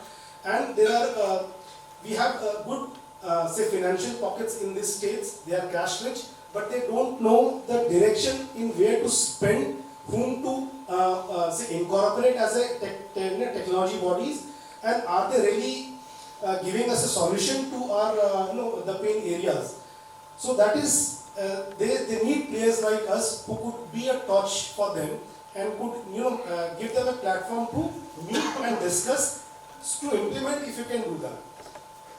What we can ask from the corporate is, can we have something in a beta phase where we can experiment, try, and if it hits to a certain chunk of people, we can implement that in the entire segment of the university or the colleges affiliated to it. This could be, until unless you enroll them, you won't come to understand, sir, how good they are in servicing it. So service dena jaise hotel mein kaise jate hain, so only food is not the thing which we look for. We look for the hygiene, we look for the service, and then the quality of food, and overall then you rate it. So I'm thankful to even Aarti and the entire team of LinkedIn that you are in the right direction, Aarti, and you have thought that ArdorComm could be a networking or a collaboration partner for this kind of forums. And I'm sure the discussion which we had today was very meaningful. I'm sorry that we could not go for a round 2 or round 3 in this discussion, but it would have been injustice if you had been going for round 2 and round 3. So in only one round, I think from the start to the stop, everything we have discussed, and it went very well. I would say that. In fact, one of its kind of the forum we have seen in my tenure कि एक round पे ही पूरा session खत्म हो गया. मैंने भी नहीं एक्सपीरियंस किया सर, मेरे लिए भी अच्छा था, बट इट्स गुड सर. अगर हमारे पास में लिमिटेशन है और हमारे पास इतना कुछ है बोलने के लिए, जैसे 2 मिनट में अगर कोई सीवी रमन अगर अपनी बात पूरी कर दे रहा है खत्म, तो ये मैं पहली बार हमारे पास ये एक्सपीरियंस था. थैंक यू किया बहुत लास्ट टाइम में आपने ये इसको कंट्रीब्यूट किया. So with this, sir, I am really glad and honored that you all made it to this event, sir. आप अपने busy schedules, I know the position which you handle in your university, from chancellors to a registrar. So it's everybody is contributing to this journey. और anything की जहाँ पर बात हो रही है, sir, we have to share the shoulder and we have to share the force to implement it. Government ने तो अपना काम कर दिया है. It is we people who have to implement it. किसको लेकर, पेरेंट्स को लेकर, स्टूडेंट्स को लेकर, कोलैबोरेटिव बॉडीज को लेकर, और ऑब्वियसली हमारे जैसे मीडिया हाउसेस को लेकर हमें टुगेदर इस चीज को इम्प्लीमेंट करना है. जैसे कोविड की वजह से इम्प्लीमेंटेशन ऑफ टेक्नोलॉजीज एक फास्ट पेस पर आ गया था, इसी तरह से नेटवर्किंग एंड कोलैबोरेशन करके एनएलपी को हमें फास्ट मोड पर लेकर आना है.